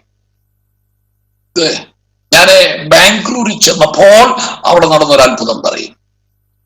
ഞാൻ ഇല്ലിനോയ്സിൽ സഭയിൽ ഇല്ലിനോയ്സ് അവിടെ അത് ചെയ്യും, ഇവിടുത്തെ ചെയ്യും, ജനങ്ങൾക്ക് പ്രതീക്ഷ കൊടുക്കും. ഞാൻ അവിടെ അത്ഭുതം ചെയ്തു, ഇവിടെ അത്ഭുതം ചെയ്തു, എന്നാൽ ഇവിടെ വല്ലതും ചെയ്തോ? ഒന്നും ചെയ്തില്ല. ഏതാണ്ട് കുറെ കൊട്ടും കുരവയും ഉണ്ടാക്കിയിട്ട് ഇറങ്ങിപ്പോയി. അവിടെയും ചെയ്തു, ഇവിടെയും ചെയ്തു. എന്നിട്ട് അതെന്നെ ഇവിടെ ചെയ്യാഞ്ഞേ? അത് പറ. നമ്മൾ കാണുന്ന ഒട്ടുമിക്ക പ്രവാചകന്റെയും പണി ഇതാ. ഞാൻ അവിടെ എങ്ങനെ ചെയ്തു, ഇവിടെ ഇങ്ങനെ ചെയ്തു. ഇയാൾ തന്നെ ഈ അഭിപ്രായം പറയുന്നേ. വേറെ വല്ലവരും വിളിച്ചു ചോദിക്കണം അവിടെ ചെയ്തു എന്നാ അന്നേരം പറയും. ഇതെല്ലാം കേട്ട് അംഗീകരിക്കാൻ ഈ വിശേഷബുദ്ധിയില്ലാത്ത കുറെ ദൈവമക്കളുമാണ്. അവരാ ഇവരെ എല്ലാം വളർത്തുന്നത്. സഭയിൽ 5 പൈസ സ്വത്രാച്ച് കൊടുക്കല. ഇവർക്കൊക്കെ രഹസ്യത്തെ കൊണ്ട് കൊടുക്കുമെന്ന് പൊതിഞ്ഞുകൊണ്ട് കൊടുക്കും. വചനം പഠിപ്പിക്കുന്ന ദൈവദാസന് കൊടുക്കുകയില്ല. ഇവരെല്ലാം വളർത്തുന്ന ആരാന്നറിയാമോ? ഇന്നത്തെ സഭയാ ഇവരെ വളർത്തുന്നത്, ഇത്തരം ദുരുപദേശ കൂട്ടങ്ങളെ വളർത്തുന്നത്. അവർക്ക് എന്ത് മതി? അത്ഭുതവും അടയാളം. പിശാച് അത്ഭുതം ചെയ്യും കുഞ്ഞെ. പിശാച് വചനവും പറയും കേട്ടോ, ഓർത്തോണേ. യേശുവിന്റെ പരീക്ഷ കഴിഞ്ഞപ്പോഴത്തേക്ക് 40 ദിവസത്തെ പരീക്ഷ കഴിഞ്ഞപ്പോഴത്തേക്ക് യേശുവിന്റെ അടുക്കൽ പിശാച് എങ്ങനെ വന്നേ? വചനം പറഞ്ഞുകൊണ്ടാ വന്നേ. പിശാചിന് വചനം അറിയാം. ഏതായാലും ഞാനൊരു കാര്യം നമ്മളെക്കാളൊക്കെ നന്നായിട്ട് അറിയാം. കൃപയാടെ നമ്മളെക്കാളൊക്കെ നന്നായിട്ട് അറിയാം. അതുകൊണ്ടാണല്ലോ അവനീ പറയുന്ന വചനമൊന്നും കേട്ട് നമുക്ക് മനസ്സിലാകാത്തത്. നമ്മൾ ഇവരങ്ങോട്ട് തുടങ്ങും, നമ്മളൊന്ന് കൈ അടിച്ച് തുടങ്ങിയല്ലേ നിന്നെയും കൊല്ലും ഞാനും ചാവും എന്ന് പറഞ്ഞങ്ങ് അടിയ ബഹളമാ. അവൻ ആരവാര വിട്ടുകൊടുക്ക. ഇത് കേൾക്കുമ്പോ അവനങ്ങ് ചൂടാകും. വായിക്കൊള്ളാത്ത കുറെ അന്യഭാഷയും പറഞ്ഞ് അവനെല്ലാരും കയ്യിലെടുക്കും. ഇത് നടന്നുകൊണ്ടിരിക്കുക. ഈ അത്ഭുതം ചെയ്യണേ. ഞാൻ ഏതായാലും ഒന്ന് കയറി പറയുക. ഈ തുടക്കത്തിൽ പറഞ്ഞു പോയതുകൊണ്ട് ഞാൻ ആദ്യമല്ലേ നിങ്ങൾക്ക് ക്ലാസ് എടുക്കുന്നേ. അതുകൊണ്ട് പല കാര്യങ്ങളൊന്നും പറഞ്ഞ് തൊട്ട് വിടണം. നിങ്ങള് തെസലോനിക്ക ലേഖനം ഒന്ന് എടുത്തേ. 1 തെസലോനി 1-ാം അധ്യായം ഒന്ന് എടുത്തേ. 1 തെസലോനി 1-ാം അധ്യായത്തിലെ 1-2 വാക്യങ്ങളൊന്ന് നിങ്ങളെ ഒന്ന് കാണിച്ചിട്ട് പോകാം. സോറി, 2 തെസ്സലോനി 2 അധ്യായം എടുക്കുക. 2 അധ്യായത്തിലെ ആദ്യം 3-ാം വാക്യം ഒന്ന് വായിച്ചേ. 2:3.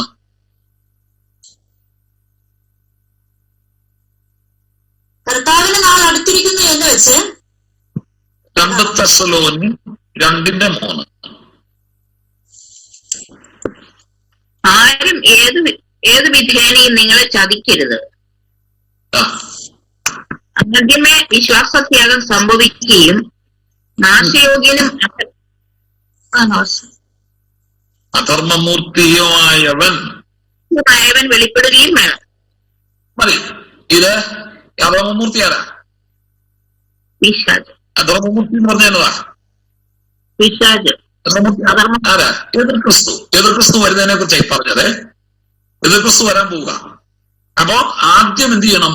സഭയ്ക്ക് ഇവിടെ എന്ത് ചെയ്യണം? വിശ്വാസത്യാഗം, അപ്പോസ്റ്റാസിയ, വിശ്വാസം കുറഞ്ഞു പോകണം. വിശ്വാസത്യാഗം ഉണ്ട്. വിശ്വാസം ഇല്ല. ഇപ്പം പലർക്കും വിശ്വാസം ഇല്ലെന്ന് പറഞ്ഞാൽ വേണ്ടാത്തതൊക്കെ വിശ്വസിക്കും. ദൈവവചനത്തിലും യേശുവിലും വിശ്വാസം ഇല്ല. അതില്ല. പ്രവാചകന്റെ വാക്കേ വിശ്വസിക്കും. ഭയങ്കര വിശ്വാസമാണ്. അത് പിന്നെ വേദപുസ്തകത്തിൽ എഴുതി വെച്ചിരിക്കുകയല്ലേ. എന്നിട്ട് ഇടയ്ക്കിടയ്ക്ക് അതെടുത്ത് വായിക്കും. എന്നാലും വേദപുസ്തകം വായിക്കുകയില്ല. വേദപുസ്തകത്തിന്റെ അവസാന കുറെ താളുകൾ ഇട്ടിട്ടുണ്ടല്ലോ. മാപ്പ്. ദൈവം ഇന്ന് വരെ ദൈവമക്കൾ നോക്കാത്ത 2-3 പേജാണ് ഈ മാപ്പ്. പഠിക്കുന്നവർക്ക് ഉണ്ടാക്കി വെച്ചിരിക്കുന്ന ആ മാപ്പ്. പാലസ്തീൻ എങ്ങനെ ഇതറിയാതെ, പലസ്തീന്റെ ഭൂമിശാസ്ത്രം അറിയാതെ വേദപുസ്തകം പഠിക്കാൻ ശരിയാകുകയില്ല. അതിനെ വേദപുസ്തകം തർജ്ജമ ചെയ്തവർ കൂട്ടിച്ചേർത്തിട്ടിരിക്കുന്ന, നമ്മൾ ഓർത്തിരിക്കുന്ന ഏതായാലും അവിടെ ചുമ്മാതെ കിടക്കുകയല്ലേ. അവിടെയാണ് പ്രവാചകൻ പറഞ്ഞ വാഗ്ദത്തം എല്ലാം എഴുതിയിരുന്നത്. ഓരോരുത്തരും വേദപുസ്തകം മേടിച്ച് നോക്കിയേ. അവസാനത്തെ 3 പേജ് മുഴുവൻ കുറിപ്പ.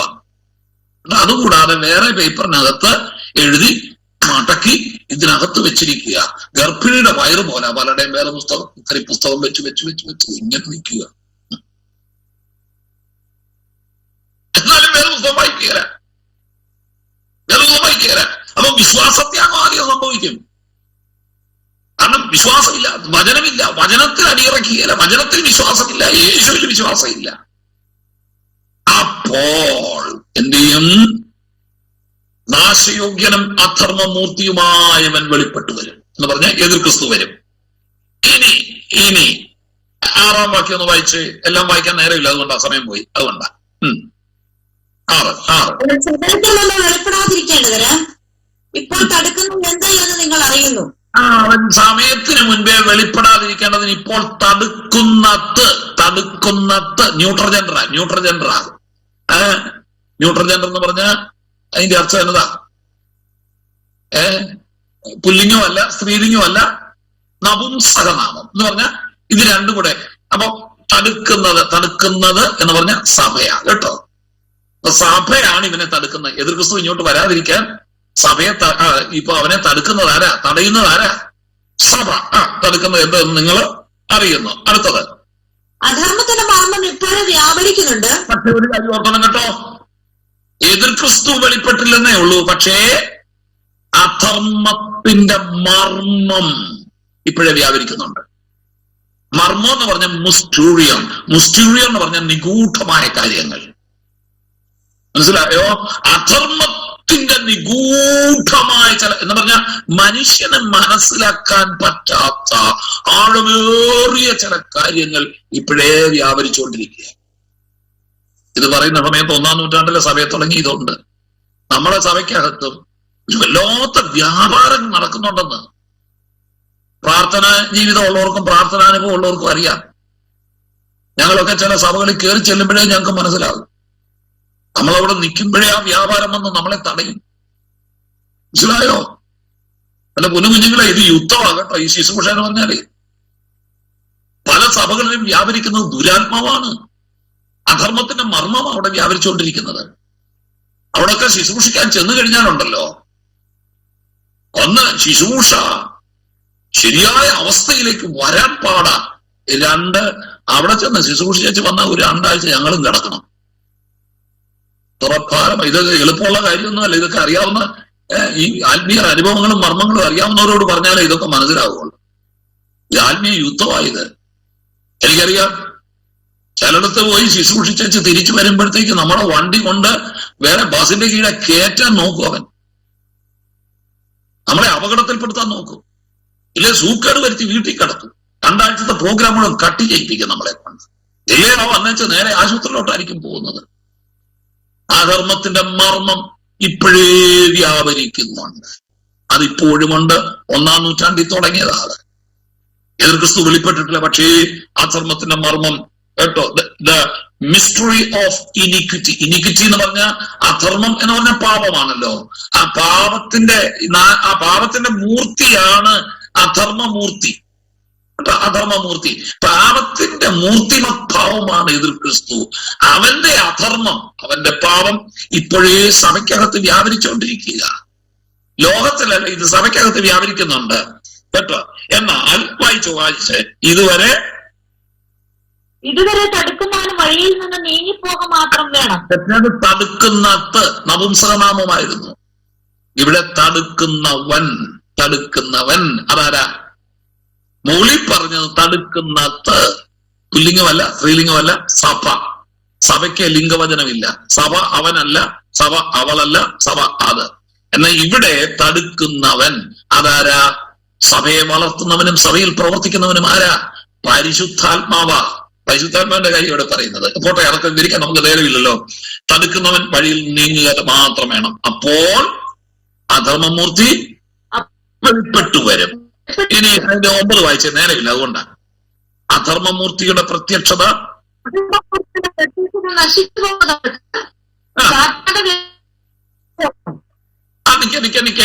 സാത്താന്റെ വ്യാപാര ശക്തി കേട്ടോ.